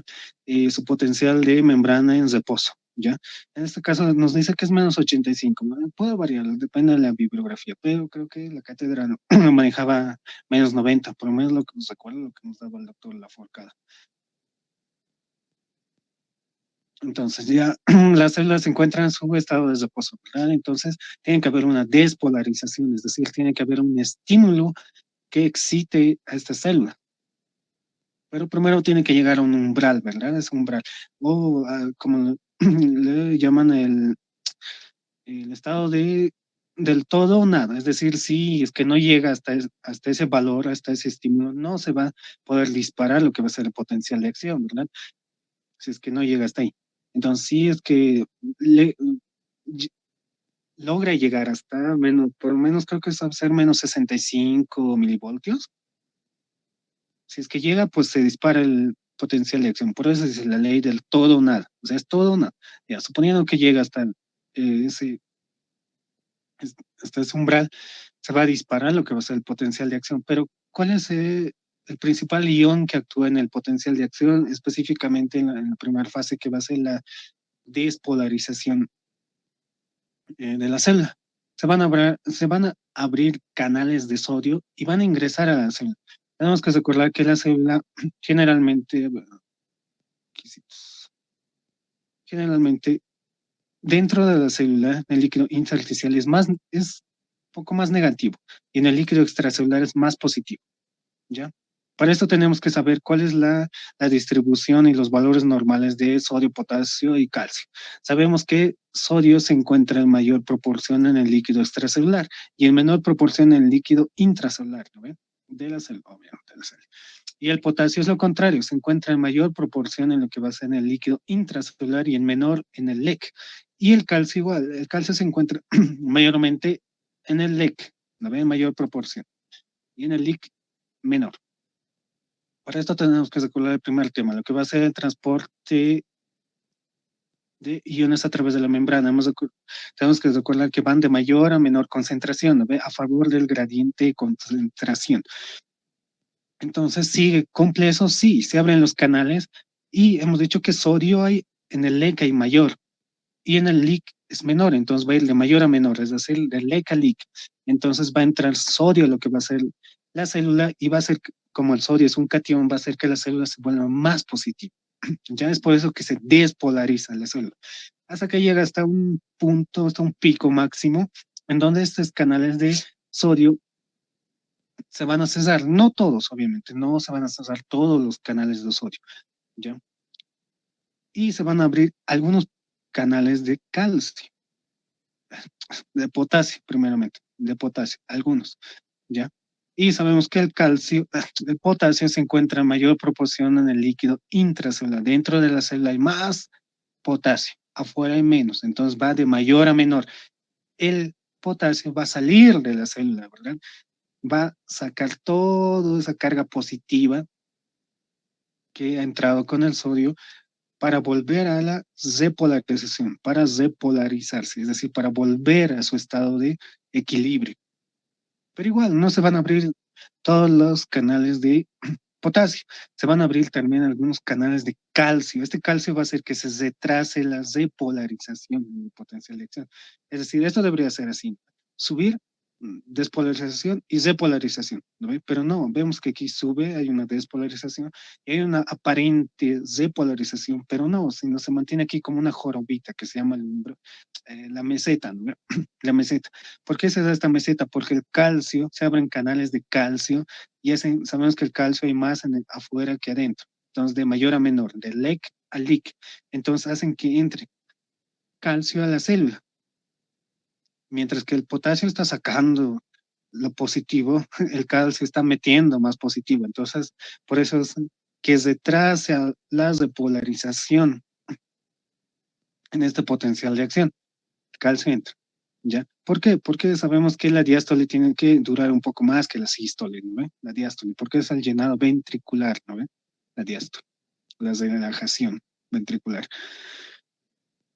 Ahora sí, después, obviamente, esto no dura para siempre, se cierran los canales de calcio, se cierran todos los canales de sodio, es decir, ya no entra nada positivo a la célula y se abren todos los canales de potasio. Hemos dicho que potasio de mayor a menor, es decir, de adentro hacia afuera, va a sacar todo lo positivo y saca todo lo positivo hasta que llega a su estado de equilibrio, ¿verdad? Es decir, a su estado inicial, ¿ya? Tenemos que recordar que hay dos periodos, el periodo refractario absoluto y relativo. El periodo refractario absoluto básicamente nos dice que en su estado de despolarización, alrededor de los 2/3 que dura el potencial de acción, no va a existir otro potencial de acción. Por más que este segundo estímulo sea mayor que el primero, no va a existir otro potencial de acción. Eso es básicamente lo que nos dice el periodo refractario absoluto. Mucho cuidado, saben, generalmente sí saben preguntar esto. Como dice acá, ¿qué dice el periodo refractario absoluto? No es posible una segunda respuesta